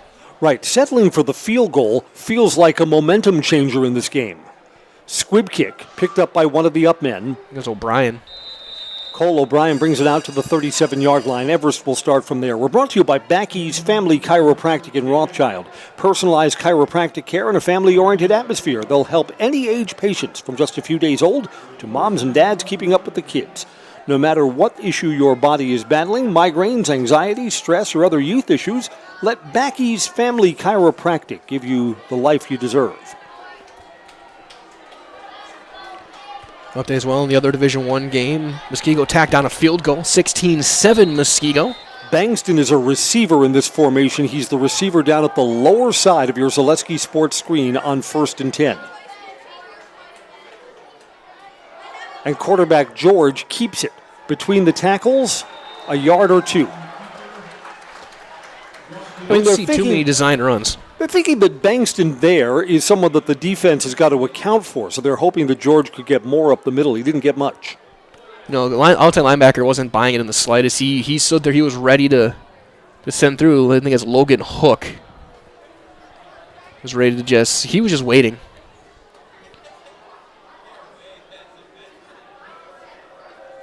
Both teams have had the ball once in the third quarter. Both teams have scored. Field goal for Everest.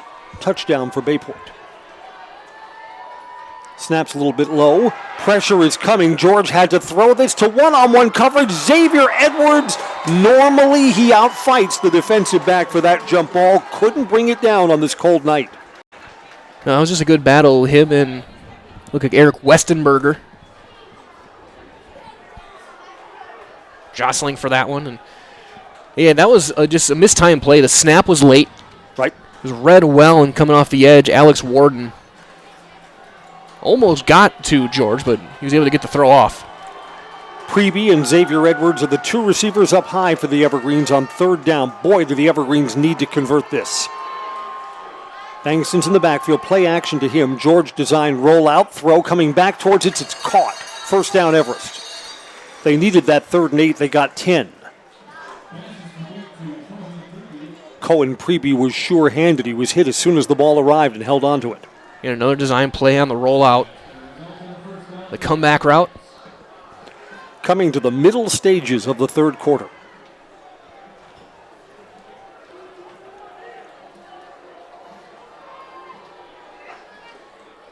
Is George in the slot? Yes, Wildcat formation. That's the Everest quarterback. It was a direct snap to Bankston. Defense did a good job staying home. 4 yards for Bankston. So the Evergreens show something that Bayport has not seen on tape. Merrill Steel brings you our football coverage tonight, your partner for structural steel fabrication. Consider moving your career to one of the largest growing fabrication companies in the upper Midwest. Apply today at merrillsteel.com. And, of course, a big thanks to all of our great sponsors helping us bring you guys these games. The 4 tonight, hundreds throughout the fall already.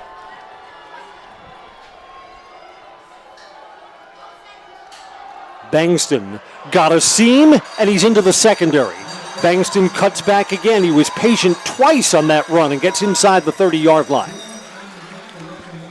Great block on the edge. Bankston, like the good cutback runners do, waited for that block and then waited again at the 35-yard line, got another 5 or 6 yards there as a second block came to spring him downfield. Yeah, the 2 tight ends, O'Brien and Anderson, did a really good job there. Play action to Bankston, got a throw on first down. Design rollout underneath, almost intercepted. This is caught. It might have been. It might have been picked. Who won that ball on the That's bottom intercepted. Of the ground? It's picked off. Well, let's see. If both receivers come down with the ball at the same time, it's Everest ball. That's not the case. No, they're saying because the throw's behind him, they're saying it was taken by the corner. Logan George has just thrown his second interception. Jackson Otradovic, the sophomore, was the one who got it. If that throws in the front shoulder, it's a catch. Coaching staff wants an explanation. The side judge is closer than anyone, closer than the Everest coaches, closer than us. Absolutely. And he was demonstrative in his call, Pirates ball. Yeah, he said stop the clock right away. Bayport takes over at their 18-yard line. A rotten time for a turnover for the Evergreens.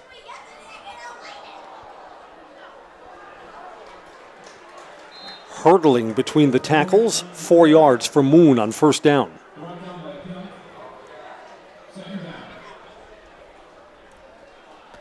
And obviously a must stop for DC Everest. Bayport looking to run some clock. They're looking to at least take this to the end of the quarter and get themselves 12 minutes away from Camp Randall. Against what is now a very close game over in West Allis, 16-14 Muskego.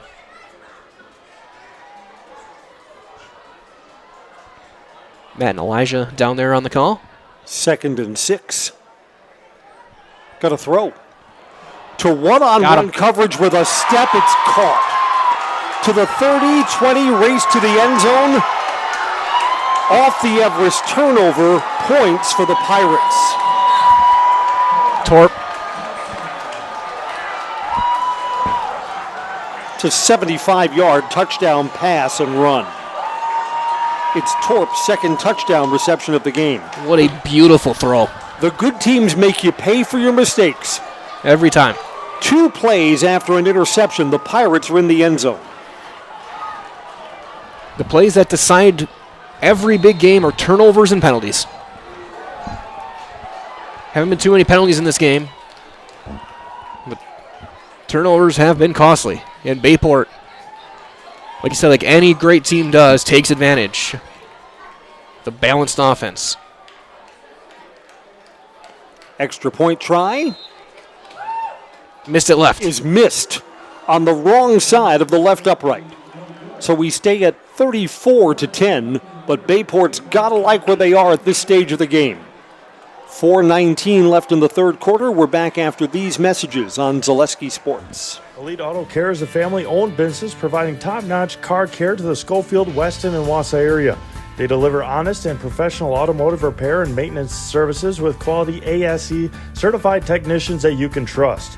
Elite Auto Care offers the latest technology and is equipped to handle all major and minor repairs on both foreign and domestic vehicles. From general maintenance, air conditioning and brakes to exhaust, axle repair, tires, or just a simple oil change. Turn to Elite Auto Care, your local family-owned auto business on Schofield Avenue in Schofield.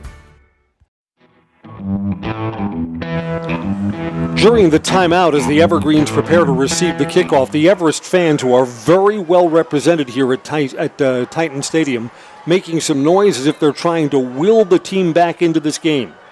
Bayport's opened a 24-point lead. Squib kick, picked up at the 5-yard line. Here's Nevin Poppy. Good defensive team play. Poppy spun out at the 20-yard line. Actually, Preby. Yeah, Preby on the return. Either way, just that kind of a line drive ground ball kick. Don't give the return team a chance to set up. But obviously, again, Everest has Bayport's been kicking away from Poppy. Poppy Yes. is the more dangerous of the return men. And Everest in the last few drives, they've moved the ball. They got to finish. And you know the punting game is now non-existent. For the next 16 minutes. Evergreens cannot kick the ball away. Everything is going to be go on 4th down. Only actually if it was like 4th and 40.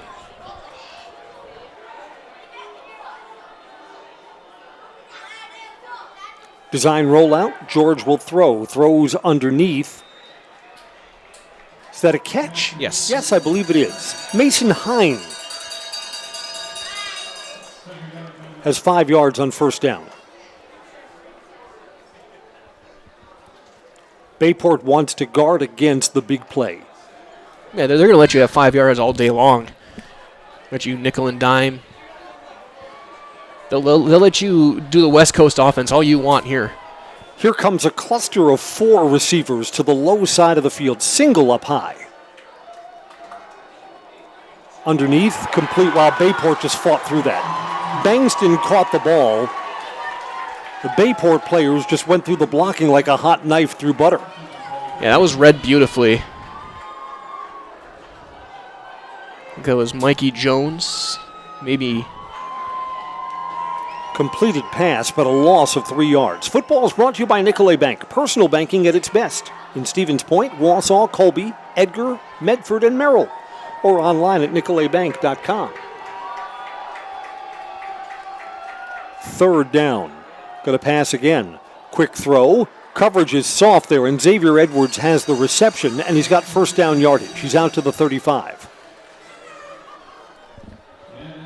Again, a well-designed play. They're going to give you 15 yards, do it. The Evergreens lose a lot of their skill players to graduation at the end of this season, but Xavier Edwards is a junior. And Xavier, I'll tell you, is a tremendous athlete. We see him during the basketball season. He got better from one game to the next during the last winter season. Play basketball again, then run track in the spring. Trips down low for the Evergreens on 1st and 10. Bankston's in the backfield. Play action, slung over the middle. This is complete to Cole O'Brien, and O'Brien's going to get 10 or 11 yards. Got a 1st down there. Off his hands, I thought that was going the other way. That was a layered slant.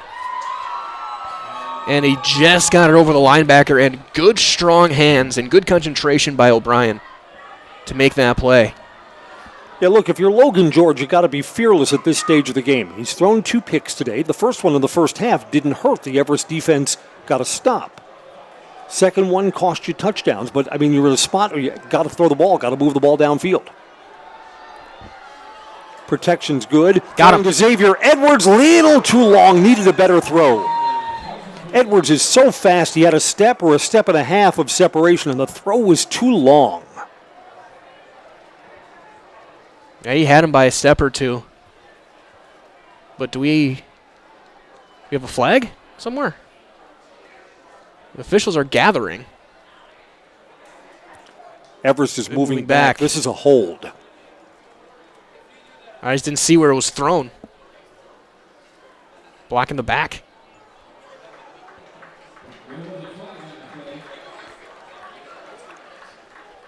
We'll replay first down.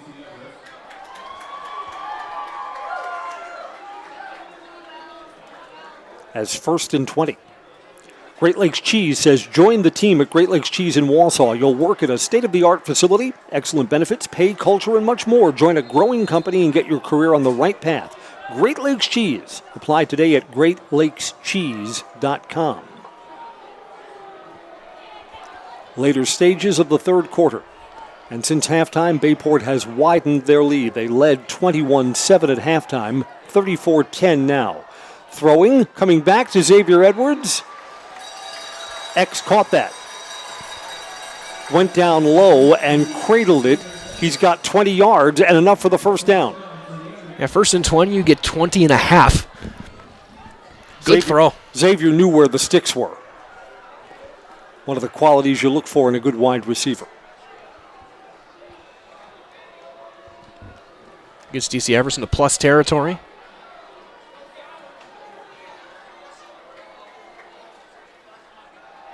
Fake to Bankston. Xavier Edwards again.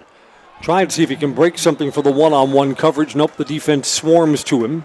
Stays in bounds. Clock runs with a gain of 5 on first down.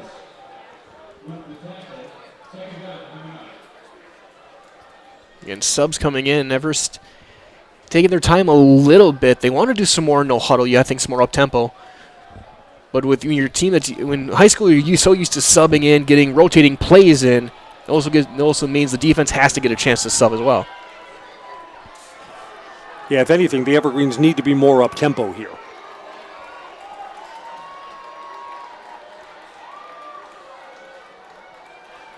Tight end moves to the far side of the line. Evergreens handoff, trying to get the corner. Reed Frame gets a carry. Frame got only a yard. Did not get to the edge.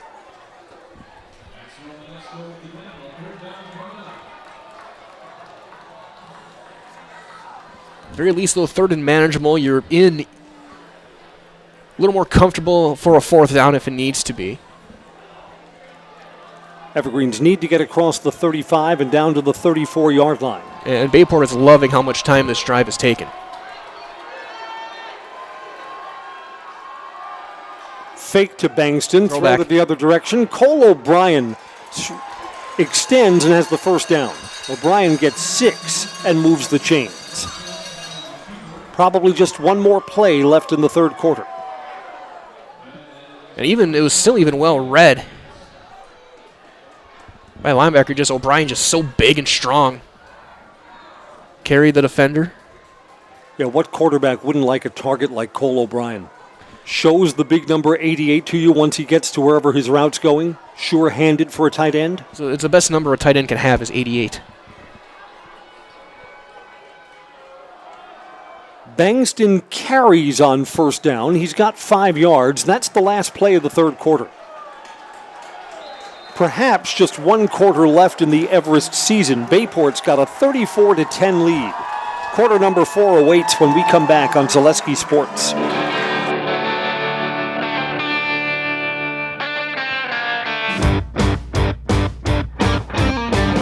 Biggest name in streaming and the biggest name in Wisconsin high school sports broadcasting are now in the same place. Download the Zaleski Sports app on Roku today for easy viewing of your favorite high school sports. Find games by season, sport, or school, then sit back and enjoy. Download the Zaleski Sports app on Roku today. Hi, I'm Karen from the Hearing House, and these are our grandchildren. Children are difficult to hear with anybody with hearing loss. And I know I would hate to miss out on anything they say. Gamma, they're cheating. Even that. If you're missing out on what they're saying, you're probably missing out on a lot more. Love you, Gamma. Aw, and they have important things to say. Make your house a hearing house.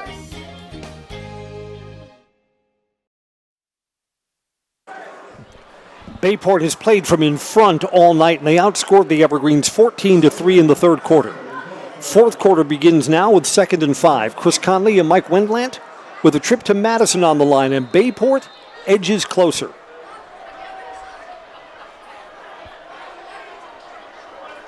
Bangston's the single receiver up high. George is going to run, cuts back, short of the first down. Just barely got back to the line of scrimmage, close to being a sack. Really good coverage that entire play. George, he just did everything he could to try and find somebody, anybody. There's a player down as well. I think that may be Logan George. That may be the Everest quarterback that's not getting to his feet. Uh-oh. While we've got an injury stoppage early in the fourth quarter, why don't we step aside for a quick break on Zaleski Sports? Power & Find has been based in Marshfield since 1955. And if you're in business that long, you're obviously doing many things right. We always focus on selling world-class products, backing it up with world-class customer support. Working with Power & Find Business Technologies has been a pleasure. We have staff on call that we can call if we ever have issues, and the printer usability has been really easy, user-friendly. Give us a call, visit our website. We'd be happy to come in, talk to you. Maybe there's a way we can help you save some money and work more efficiently.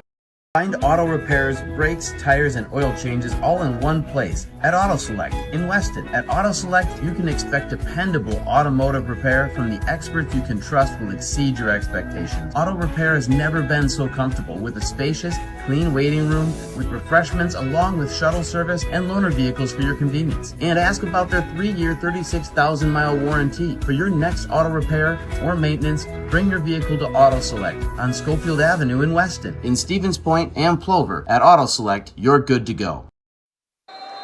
We're happy to tell you that Logan George, I would assume that he just got the wind knocked out of him. He popped up under his own power and went over to the sideline. Jake Stasiak, backup quarterback, will hand off to Blake Bangston. Bangston is close to the first down line, but he's going to be short. Fourth down arrives. The Evergreens are going to have to go. It's 4th and about 2. Logan George comes right back in. Yeah, it looks like maybe he may have landed on the ball. Sure. And again, it's not cold, but it's not warm. Right. We have been fortunate during these postseason games. We've played This is the 3rd Friday in a row that we've been in the 40s at kickoff. On 4th down, gonna throw. Good protection, throws late to Cole O'Brien in the end zone. It's incomplete. Flag's coming in, yep. And the Evergreens are going to get bailed out on a pass interference call. Yeah, that was an easy call. Corner never really turned. Let's see, that was with Trodovic. But he never turned, and as O'Brien tried to fight back for it, it was to the outside. It was toward the far hash. And what would be basically the yard dash. Yeah, the corner just never let him make a move back to the ball. Ball is going to be spotted at the 12-yard line. We're brought to you by France Propane, your locally owned, complete-service propane company, serving all of central Wisconsin for 2 generations. Learn more at francepropane.com. Get your propane at France Propane of Schofield. Local, quality, family. Everest offense has not put up a touchdown so far, and there's movement. Red zone penalty.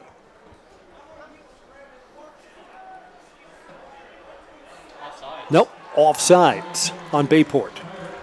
Saying they flinched to draw him off. So back-to-back penalties help the Everest cause. You can see Coach Jorgensen on the sideline saying that the guard or center flinched. 1st and 5. Ball's inside the 10-yard line.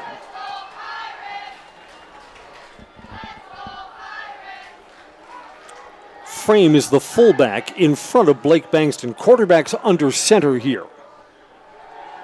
Got to throw. Late rush to the back of the end zone. Too tall. It's caught, but he's out of bounds.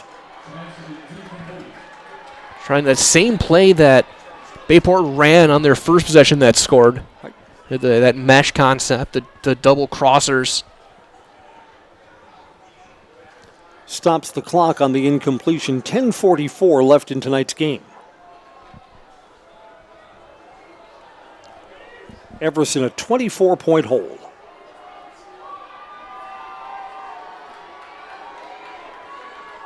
Got to throw again. To Bankston in the flat. There's a lot of people out there. Bankston unable to break through. Didn't get first down yardage either. No, the edge defense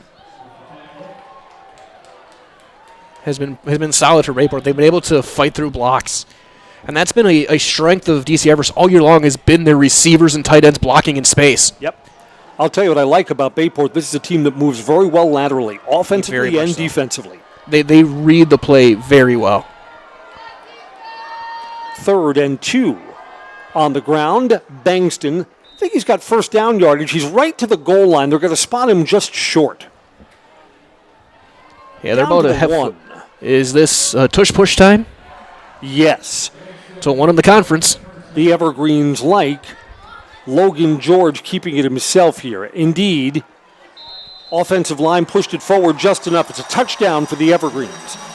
Everest's offense, first touchdown of the night, comes with 9:54 left in the ballgame. Logan George, 1-yard touchdown run.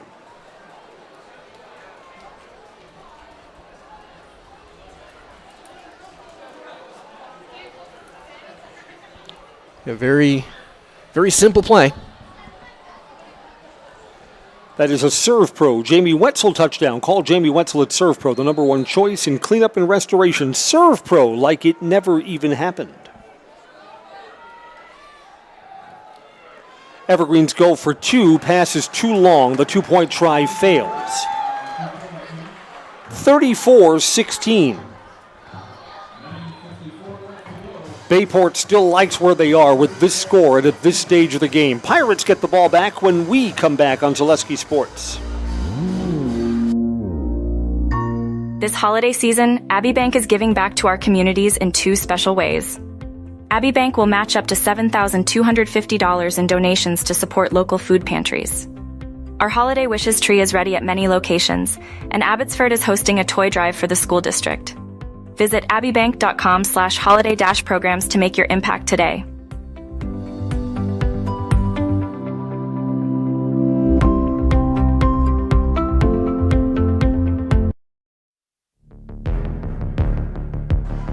Chris Conley and Mike Wendland from Oshkosh. We should thank Oshkosh West, technically the host. This is Oshkosh West High School's home field, with an assist from the UW Oshkosh Athletic Department. They've taken good care of our Zaleski Sports crew tonight.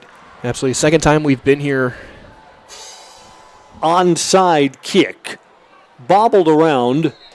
Bayport took a knee back at the 27-yard line. Yeah, I was about to say, this is the second time we've been here in the past couple of months. We're here for the 8-man All-Star game at the end of the summer. And great press box, a lot of room, beautiful field. Got to tell you, the job that we do is so much easier when our guests are good hosts, and we've had a lot of that. It's a chance to say thank you, as the Everest High School football season seems to have 9 minutes and 51 seconds left in it.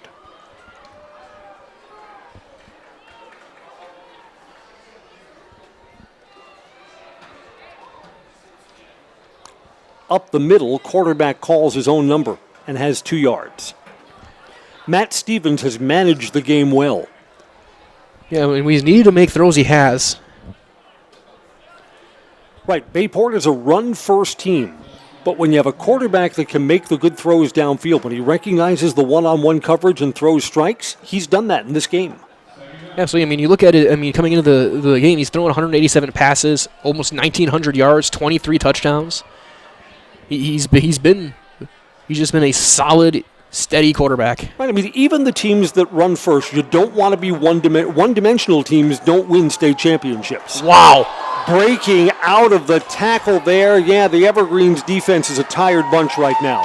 The run goes across midfield and down to the 47-yard line. That is just an incredible effort by Moon. That was something special. I've got to say that Moon stepped out of bounds. We had him down at the 45-yard line across midfield. He's spotted at the 49.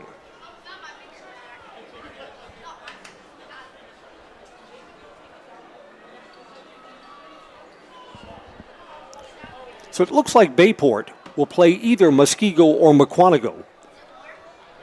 Give you guys an update from that one in just a moment. I would tell you that I would consider Bayport to be the favorite against either of those opponents. Moon is met in the backfield, goes back for a yard and a half. Still 16-14 Muskego. 3 minutes to go. So that game is gearing up for an Alcoa aluminum fantastic finish.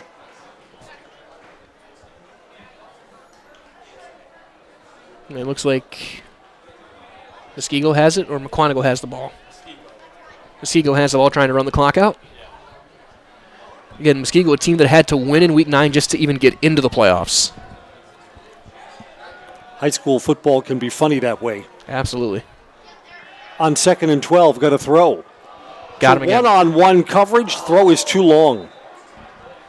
Sawyer Torp, who has 2 touchdown catches in the game, had a step. And that's on the quarterback. That's on Stevens. If he throws it to the far hash, it's a 3rd touchdown. Poppy's doing everything he can, and he's talking with one of his teammates right now, just make sure their communication's on the same way, because it's the 2nd time they've run that post. And Poppy's playing outside contain. He's outside leverage. He's not letting him beat him to the sideline, but he's allowing that inside breaking route. 3rd and 11.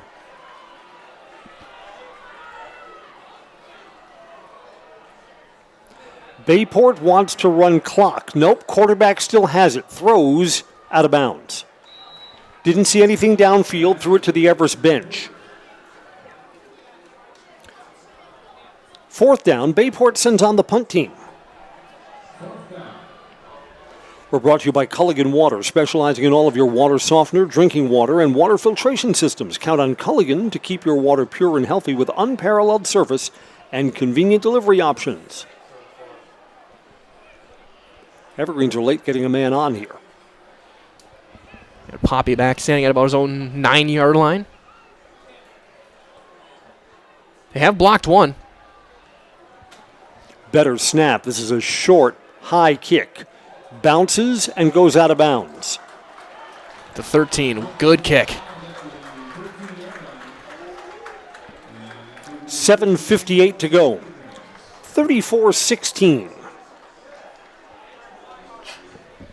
Big breaking development in the other game. Mukwonago just took was it a pick or a fumble? A fumble. And Mukwonago was at the 30-yard line of Muskego to try and take the lead. Boy, that's the type of finish. Anyone who plays any level of football, you play junior football, you play football in middle school, you dream, give me the ball with 3 minutes left and need a score to win it. And that's the way that other game, that other state qualifier is going to come to an end. Yeah, Muskego tried to do a jet sweep and they just missed the handoff. Wow. Got a throw on 1st down. Coverage is there. That ball was tipped. His arm was hit as he tried to throw that. Incomplete.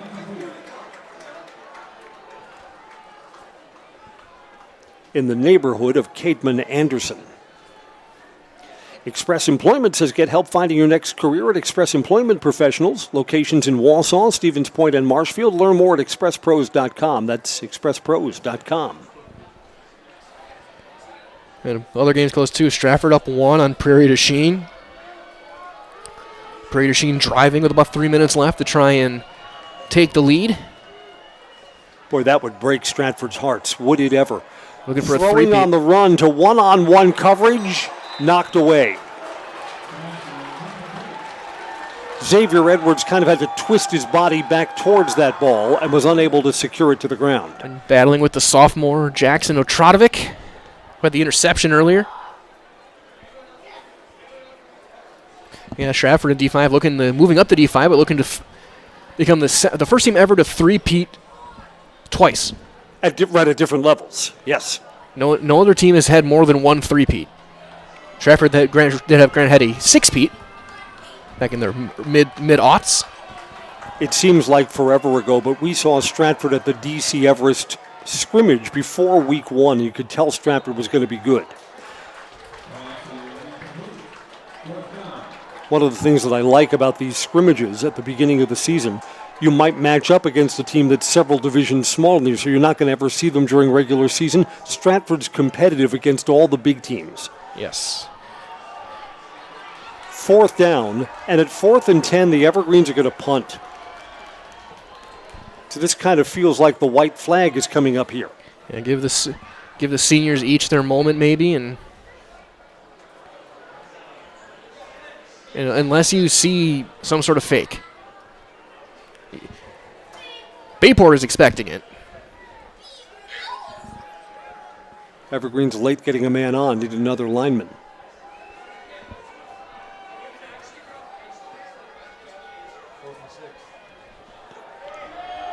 Logan George is going to throws back over the middle, it's caught, and the trickery on 4th down moves the sticks. Cole O'Brien's got it there. I agree with that. I mean, even if you turn it over on an incomplete pass, I want to go down fighting at this stage in the season. Exactly. And it wasn't exactly well hidden. Your quarterback's your punter.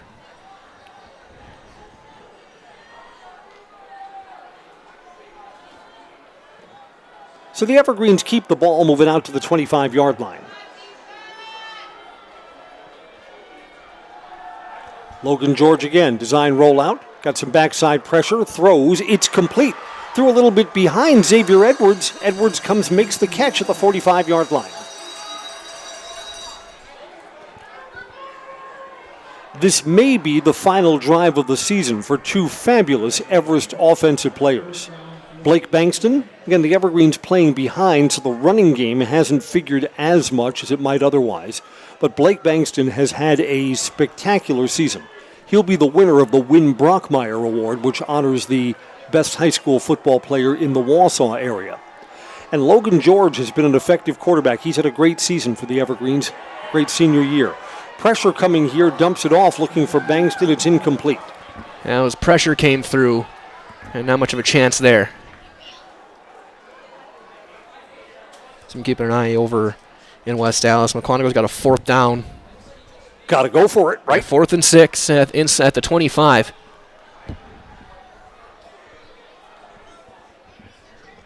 Minute 45 to go in that one. Okay, winner of that one, the winner of this one at Camp Randall.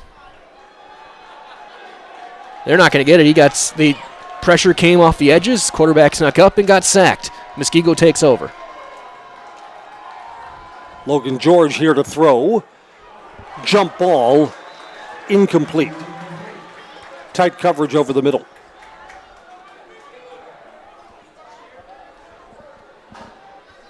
Third down and 10.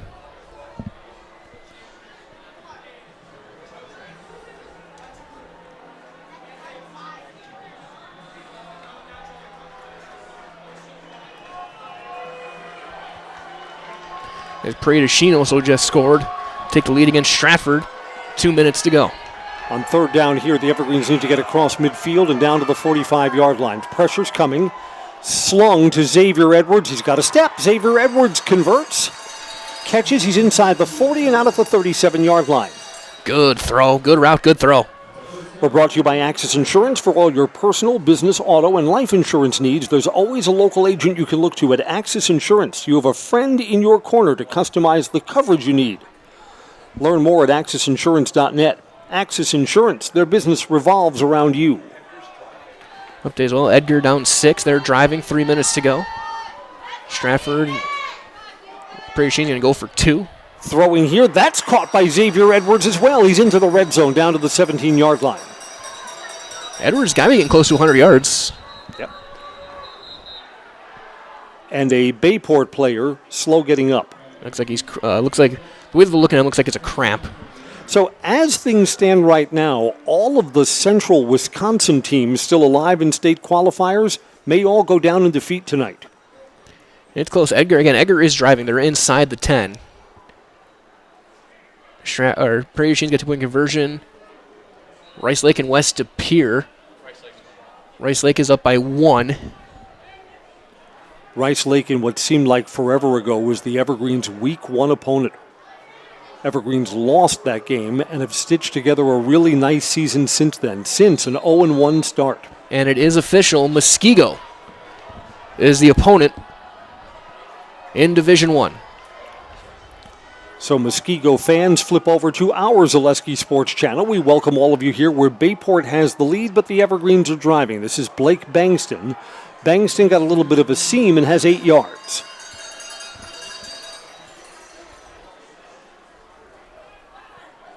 I mean, barring something unusual, it just feels like time will run out on the Evergreens in this game. Yeah, they have to score. And then on this season. Quickly. Evergreens are quick out of the huddle. Got another play called here. On 2nd and 2. Second man through is Blake Bankston. He's got first down yardage, and he's down to the 5-yard line. Clock will stop momentarily. 5.5 to go in this one. J&D Tube Benders, founded in 1968. They've stayed in the Felch family ever since, a locally owned manufacturer specializing in tube bending, welding, brazing, hydraulic cutting, machining, and laser cutting. Tubing materials include carbon steel, copper, stainless steel, and aluminum. Find and join the J&D Tube Bending team in the Schofield Industrial Park or online at jdtube.com. Got a timeout on the field? We'll take one too. Come back with the conclusion of this one. Bayport 34, DC Everest 16 on Zaleski Sports. Does your roof need attention? Don't replace it, restore it with Seamless Commercial Roofing. Our process is guaranteed and a fraction of the cost of replacement with no downtime. When your roof needs attention, call Seamless Commercial Roofing in Marshfield.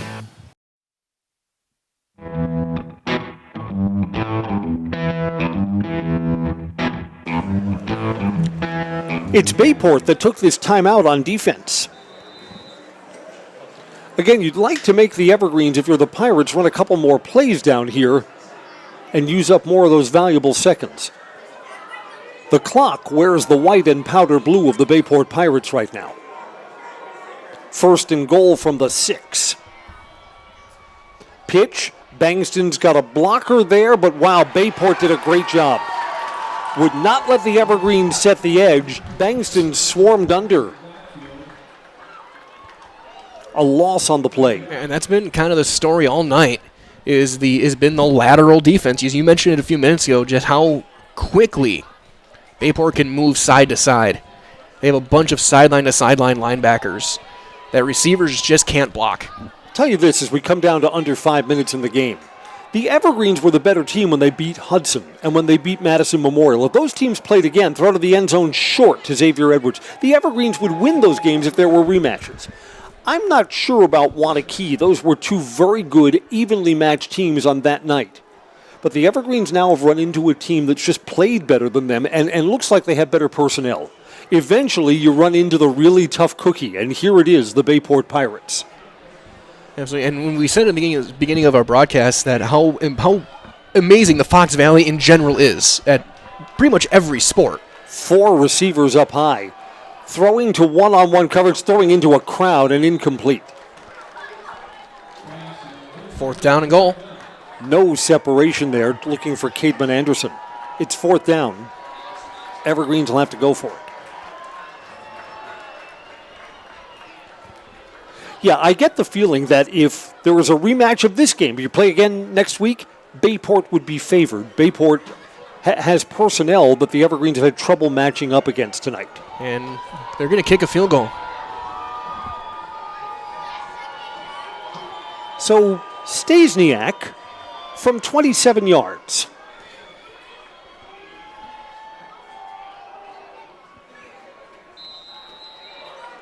It's his second field goal of the night. 34-19. We're going to keep it here. So it makes it a 2-score game. Now it's onside kick time.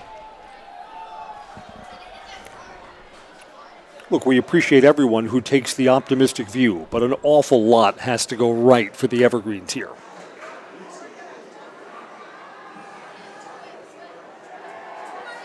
Stasiak has 2 field goals tonight. A 39-yarder after a successful onside kick. In fact, that field goal at the start of the third quarter was important to how the second half played out. The Evergreens got down to the 15-yard line, really needed the touchdown, and didn't get it. Yeah, they've gotten the end of the first half, start of the second half, 2 drives deep. You get 3 points combined out of it. And then the interception that led to 7. Bayport's got the hands team in here. Everyone knows that an onside kick has to come. Absolutely. You're going to stop. You still have, if Bayport doesn't ever still has 3 timeouts.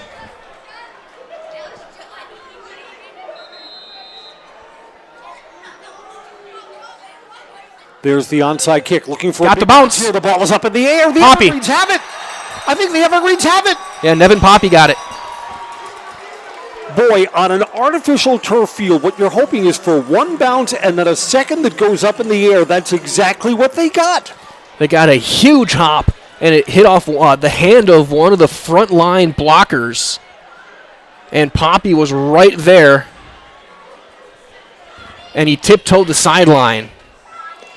So the Evergreens are not going down easy. It's not done yet.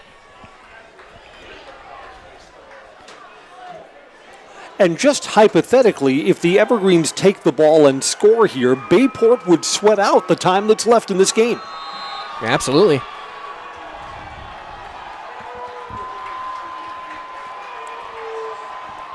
Logan George, low snap. Going to throw double clutches downfield looking for Xavier Edwards. Edwards has caught it. Edwards cuts back towards the center of the field, takes a big hit, goes down to the 25-yard line. Boy, when you rip off a big play, the big hit doesn't hurt as much, does it? No. And looking to do the opposite of what Spash did in the fourth quarter a few weeks ago. Right. Spash came back down from 21.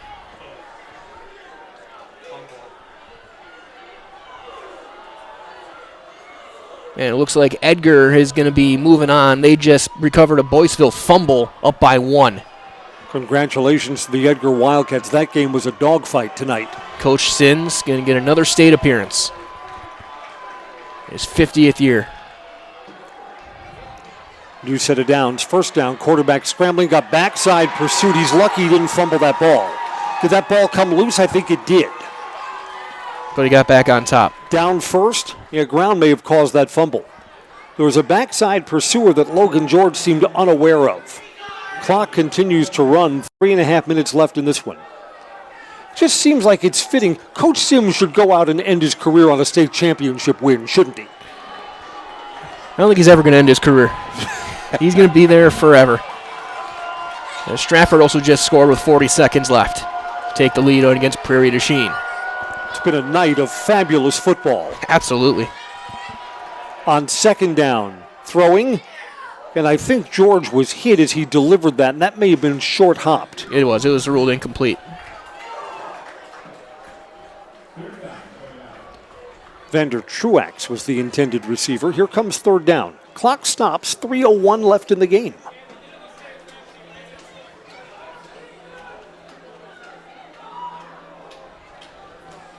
As the other games go final, more eyeballs and web browsers point to this Zaleski Sports coverage. Evergreens trail by 15. They have the ball now after a successful onside kick. A whistle, the Evergreens moved, going 5 yards back. I'm Chris Conley along with Mike Wendlandt. We are at Titan Stadium at UW Oshkosh.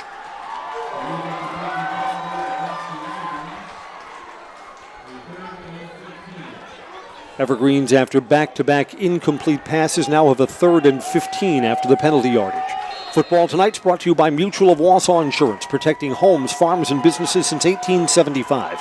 Visit mutualofwausau.com and find an agent near you. 2 plays to get the 15 yards. The Evergreens would go on 4th down. Low snap, picked up off the turf. Quarterback's going to keep it, cuts back. There's a lot of real estate there. First down on the scramble. It's close. I don't know if they're going to give it to him or not. It is very close. They do. He just got enough.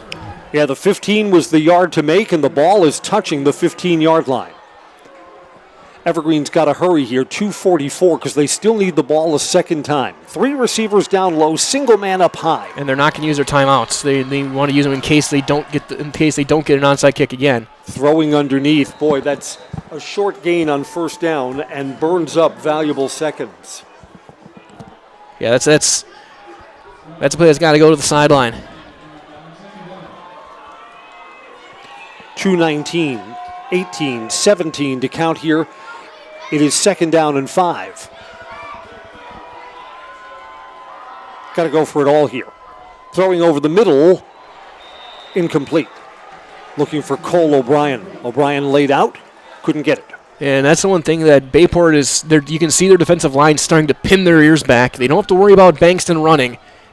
So there's going upfield. They're going to try and make George step up and try and make a play off platform, not let him step into a throw. Yeah, by far this will be the most pass attempts in postseason for the Evergreens, but they've played from behind in this game. Trips down low. Logan George is looking in that direction, throws back the other way. This is Bankston, gets the block, splits the defenders. Blake Bankston's in. 2 minutes left in the ball game, and the Evergreens are within 1 score. Still got to hit the extra point. Another Surf Pro Jamie Wenzel touchdown. The Evergreens have now outscored Bayport in the 4th quarter. 2 touchdowns and a field goal.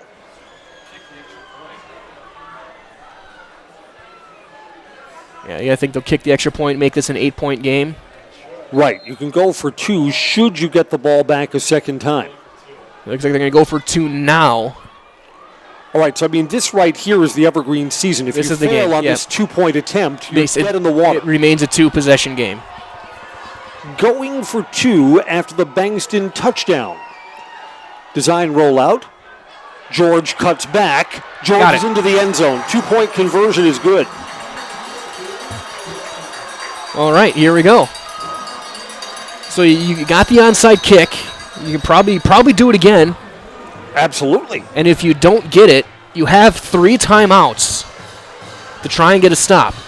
34-27 is our new score. The Evergreens have fought back to make it a 1-score game. And winner, again, reminder as well, winner gets Muskego.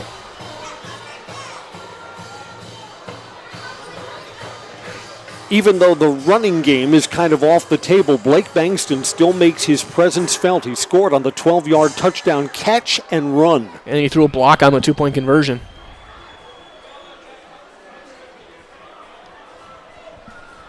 However this ends for the Evergreens will have nothing to hang their heads about on the bus ride home.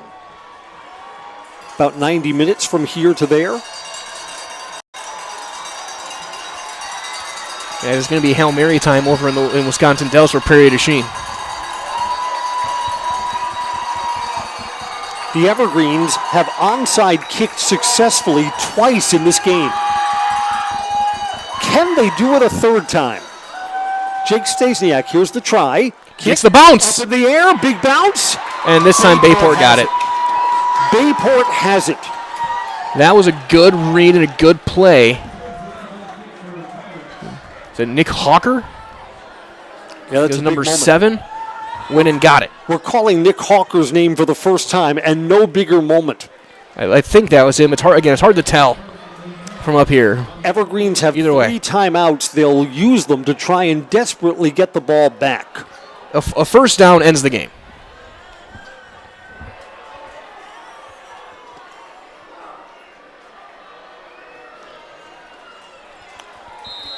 Quarterback from the pistol. Ball security is mission critical here. It's a handoff, and it's a big gain on 1st down. Gain of 9 yards. Moon gets right to the line to make. And the Evergreens will indeed use one of their timeouts. 2nd down, and did they give it to him? 1st down.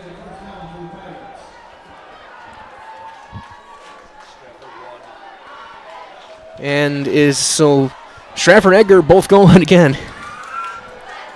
Those games going on. That means this is now the final game still playing on Zaleski Sports. Congratulations to the Tigers and the Wildcats. Our last live full video football game of the season is right here. Quarterback keeps it. Breaks into the secondary and still going. Everest was just trying to rip the ball out that entire time, just trying to force a fumble, doing whatever they could. You'd almost like to see him take a knee in the name of ball security. Absolutely. Either way, a minute 13.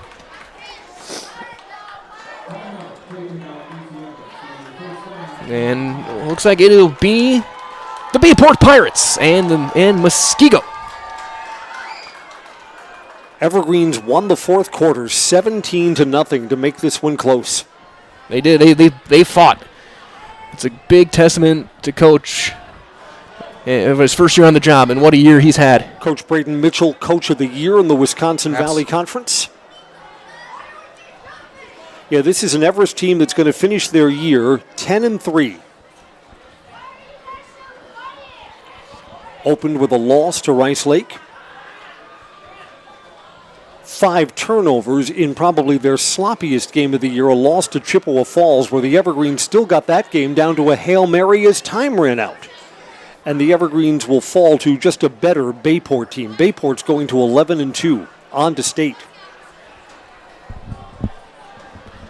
And Bayport can now rest. They're going to go in victory formation. They're going to be the last game of the football season that will involve Coach Steve Jorgensen and the Bayport Pirates.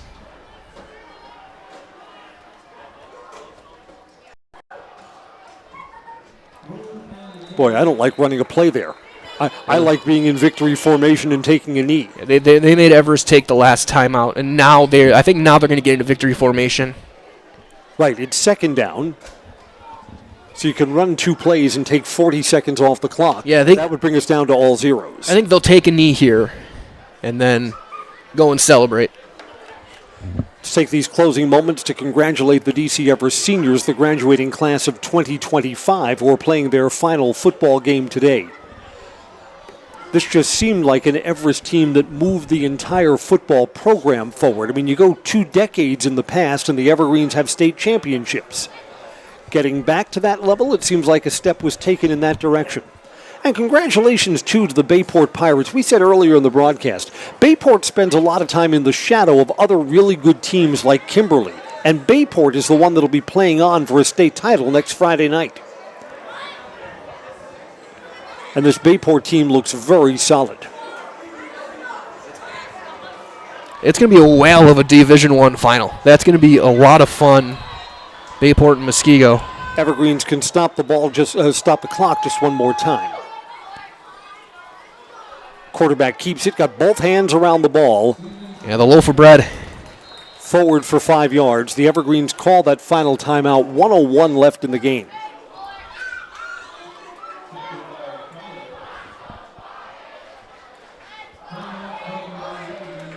And a full house is looking out in the bleachers in front of us. I'm looking forward to trying to weave my way through. Yeah, we're up high. This is a college field, so there's some distance between here and getting down for our post-game interviews. Yeah, as soon as the corners, I'm gonna head down. Braden's gonna take over on the production side of things for me, and we'll get all the festivities and all that stuff as I work my way down. We'll hear from our friends at Merrill Steel. We'll get Coach Steve Jorgensen, a couple of players. Coach Jorgensen's gonna have the big smile. We'll see if they get him with the Gatorade or not. I mean, the smile might not be as big then. Ice didn't melt. When I'm on the field, getting the coach is fine. Getting me is not okay. Yeah, I just grin and bear it. I got a little bit when they got coach after the smash game. When we got Blake Bankston with one shoe on. After he had 50 touches in that game. Bayport is one exchange from center to quarterback away from salting away the time that's left in this one. Yeah, they got to get the first down. Short of the first down here. Fourth is coming up. But the Evergreens cannot stop the clock. Yeah, it'll be 4th and a yard. Just sneak it. Bayport won't have to snap the ball till we're under 20 seconds left. It'll be closer to 15 seconds left in the ball game by the time Bayport snaps the ball. And they might even just run it down and take a timeout of their own. Yeah, they're not even breaking the huddle at all. They're gonna run it down and take a timeout. Coach Jorgensen standing next to one of our officials, letting him know, waiting for the back judge to start his countdown from 10. Coach Jorgensen, he's a tough guy. He spent the game in short sleeves. Yeah, both coaches have been tough. I mean, Bayport takes their timeout with 12 seconds left. You see the crowd getting on their feet.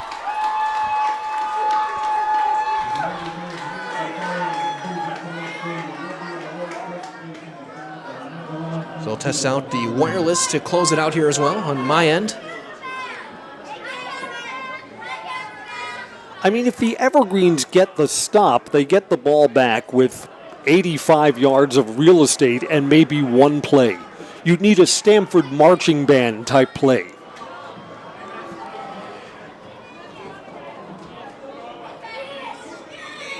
Hook and ladder and hook and hook and hook. Find a way to get Xavier Edwards the ball.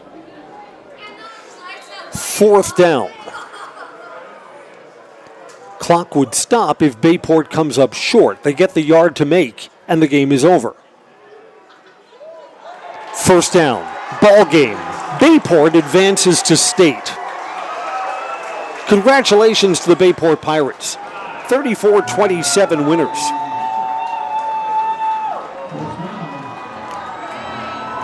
Brady Moon's got 2 touchdown runs.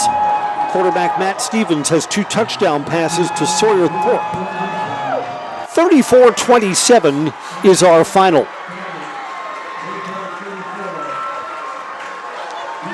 I like Bayport's chances next Friday. Stay tuned for our Merrill Steel postgame show. Consider moving your career to one of the largest growing fabrication companies in the upper Midwest. Apply at merrillsteel.com. That's going to wrap up our play-by-play coverage. Mike Wendland will be down on the field. For Mike, I'm Chris Conley. Thanks for joining us on Zaleski Sports. Bayport 34, DC Everest 27. Evergreens put up 17 in the 4th quarter, but it's not enough. Bayport had the Evergreens playing from behind for the entire night. Bayport has a date next Friday in Madison. They'll play for a state championship. And this Bayport program has been so good for so many years. Now they finally get a chance to bring home a state championship golden football.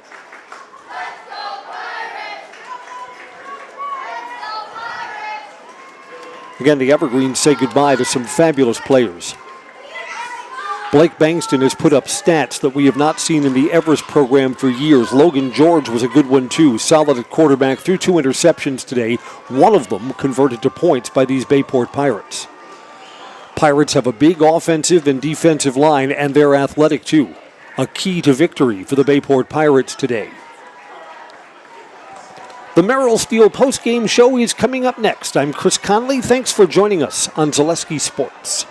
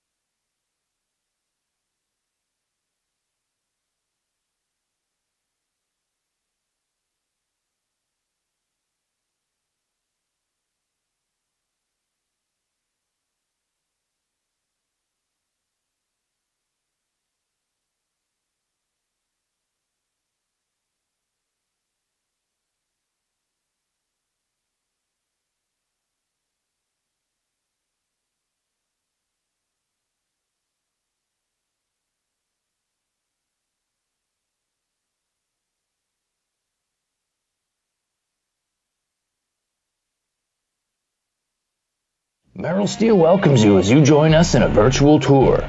Our main facility in Schofield, Wisconsin covers an area of roughly 46 acres and is home to our company headquarters. From this location, paired with our facilities in Comanche, Iowa and Springfield, Missouri, we are able to easily fulfill the needs of the industry nationwide. With nearly 1 million square feet of combined space between our 3 facilities, we are able to take on some of the biggest and most complex jobs, making us one of the top 5 steel fabricators in the country. We employ the best of the best welders, those who can weld efficiently with both metal core and flux core, and who aren't afraid to work hard. We also offer on-the-job training, so even beginner welders can learn the ropes and help us build it big. As a backup to our dedicated weld fab team, we have a robotic welder. Merrill Steel is the 4th in the U.S. to have gotten one, keeping us on the leading edge of technology. With the combination of both man and machine, no job is too big to handle, but they'd have no work on their hands without our machine operators. Where our fabrication process really begins is here. Our skilled machine ops team is responsible for bringing in the raw steel.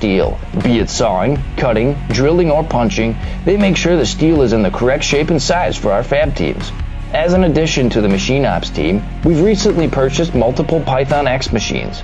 These handy systems have given us increased productivity, unmatched cut quality, and predictable and consistent throughput. Moving away from fabrication, we come to our coating department. One of the unique benefits of working with Merrill Steel is our in-house blasting and painting capabilities. Many projects require a complex coating system, and that's where we shine above the competition. We regularly apply corrosion-resistant coating in-house, as well as intumescent fire protection when needed. We hold the endorsement for sophisticated paint and coating from AISC. This, along with our NACE certified inspectors, ensure a high-quality finish for every piece. The loading and staging process, sandwiched between the end of production and shipping, is an important step in the fabrication process. Within a moment's notice, we are able to handle and place an entire load onto a trailer for quick delivery to a job site. Finally, the last stage in our process is shipping. Our transit company, Merrill Steel Transit Services, is a wholly owned subsidiary of Merrill Steel Incorporated, consisting of more than 20 state-of-the-art trucks designed for transporting oversized and overweight shipments, along with hundreds of trailers ranging from 48-foot flatbeds to heavy-hull Jeep and booster combinations. We employ only the most highly skilled professional drivers, highly experienced mechanics, and knowledgeable office staff who work as a team to provide cost-effective service in a timely manner. Our shipping fleet is a major reason why we are able to be competitive throughout North America, including the contiguous 48 states, Alaska, and Canada. Thank you for taking the time to learn a little bit about us. We look forward to having you join us in building it big.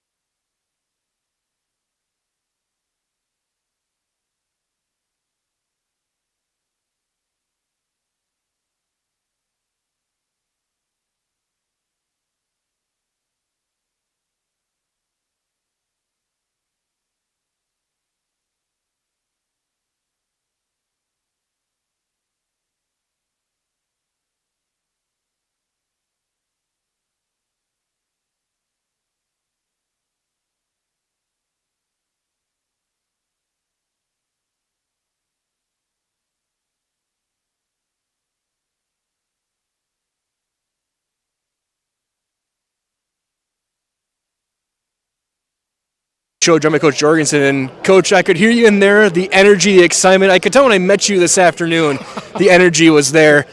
Talk about this moment. Talk about what this game means for this Bayport program. We got energy because we love what we do. We love these kids. We put in a year work of effort for this and these seniors and this journey. But I want to really tip my cap. I know you guys do a lot of coverage at DC Everest. That program's back. They're back. They're back on the map, and I know it's been down there for a while, and Coach is doing a heck of a job with that program. We knew that was going to be a 48-minute battle, so we had our hands full for the whole time. They didn't quit at all. They kept battling. Tip the cap to them. We know that's a program on the rise right there, but I'm proud as can be of our guys. We believe 48 minutes that if we hang it out there that we can play with anyone, beat anyone, and we were able to do that tonight. And I guess talk about the turnovers. You get a couple of picks that lead to some points. You get that deep ball that goes. I guess talk about how you two took advantage of the chances that you were given. Yeah, we want to be opportunistic. We want to play complementary football, offense, defense, special teams. We didn't do it all night. We struggled a few times on our kickoffs, our kick returns. But hey, that's just kind of us. Sometimes we got to struggle through it and we go through the mud a little bit. But we found our way out on top, and we're blessed to be one of the last 2 teams left. And we want to be the final team left. That's been our goal. So we're going to go attack an unbelievable program in Muskego next week. Absolutely, and you talk about Muskego. You've gone through some tough teams. You went through the defending champs. You went through the Wisconsin Valley champions. You got a team that's finally healthy for the first time in Muskego coming your way. I guess how are you as a coach going to get yourself ready and yourself kind of calmed down as well for these next 7 days? Yeah, we're not calming down. We run high on energy here. We put everything we got. This staff, we got, I believe, best staff in the state. We got Hall of Famers on the staff. We got great young coaches. We got guys that care about kids a lot and push them really hard. And our kids have bought into that. But they know we're going to put together a game plan. They're going to believe in it full-heartedly, and we're going to go out there against the perennial power in this state. And we know we got to play a near-perfect football. That's what we're going to try to do. Absolutely, well, Coach. You're going to be playing in the final football game of the season in 7 days. Congratulations, good luck, and hopefully we'll see that goal ball coming back to Bayport. Thank you. Thank you. So we get a couple of players over here if possible? Yeah. Matt, come over here then. Jump over here. We'll jump a couple of our guys that are Highlight House players of the game going to state. We'll join Mr. Stephen and Mr. Torp here. I guess I'm going to go to you first, or if you can just look up at the press box up there. I guess talk about where you were seeing some of the hits you were taking and some of the plays you had to make. I was taking some big hits, but I got back up. O-line did an amazing job blocking for me, and yeah. And it seemed like you're being trusted to run a bit more than most weeks. I guess how were you shouldering the load, having to be more of a runner than more of a traditional quarterback? I just had to put it on my back, just run hard, just do what I had to do, and the coaches relied on me, and yeah. And then also you get a deep ball on the turnovers. I guess talk about that throw in particular, because that seemed to really open things up a little bit and give you guys a little bit more of some breathing room. Yeah, I can. We just hit them with the run game, and then we can just throw it long. And then for you, it doesn't mean for the first time in 5 years, Bayport's at state looking for that first gold ball. What does it mean that you're going to be the one taking the snaps on Camp Randall? It feels amazing. We're not going to stop here. We're going to put a really good game plan in, and the coaches are going to do a really good job. That's good. If you want to hang here, we're going to get Sawyer in here as well. Then we get both you guys in our highlight house at the end of the interviews. So, yes, what were you seeing on some of those deep routes to get a couple of scores in? The guy was pressing me, so I knew I could get a step vertical, and Matt is out here throwing absolute dots, so that obviously helps a little bit to set me up for a touchdown. And then as well, for you, one of the seniors on this team, I guess, what does it mean to your last games at Camp Randall? It means a lot. It's best way. It's good to know you did everything you could. You had every last practice you could. You played every last game you played, or you could possibly play. It feels amazing. And then on this field, you punch your ticket. You know your opponent. You know Muskego's coming to town. I guess how are you guys as players going to try and get yourselves amped up? Well, amped up's not going to be an issue, but I guess how are you guys getting yourselves ready for that big, huge final game, which is going to be the final game of any team in the state this season? Definitely watch a lot of film throughout the week. We'll probably watch film a couple days, and then based on that, we'll install new plays and see what we got to run to attack their defense, and then our defense attacking their offense. And I hear Coach say you guys didn't go just to be there. You guys going for the gold ball. I guess what's going to be your attitude on the bus ride home tonight, and then I guess on the bus ride back down to Madison? We're just going to stay focused the whole way. The coaches are probably already watching film, but yeah. All right, so we're going to do one last thing. I'm going to give you the microphone. I'm going to get out of the way. I'll count you in. Go. I'm Matt Stevens. I'm Sawyer Torp, and we're in the house. All right. All right. So we'll stay together. All right. I'll count you in. Just go one, then the other, and then we're in the house. All right. I'm Matt Stevens. And I'm Sawyer Torp. And we're in the house. Great job, guys. Good luck. Thank you. The Bayport Pirates, for the second time in school history and the first time since 2019, are going to be playing for a gold ball over in Camp Randall. They knock off Everest 34-27, and they will be in the final game of the football season next Friday night against Muskego. That being said, we'll wrap things up here. This has been your Merrill Steel post-game show. For Brain Bullis, Chris Conley, this is Mike Wetland saying so long, everyone. Thank you for joining us, everyone. Stay warm, stay safe. We'll talk to you next time. And we'll talk to you probably at State as well, an audio-only broadcast in Division 7 and 5, all right here on Zaleski Sports. Until then, we'll talk to you later. Good night, everybody.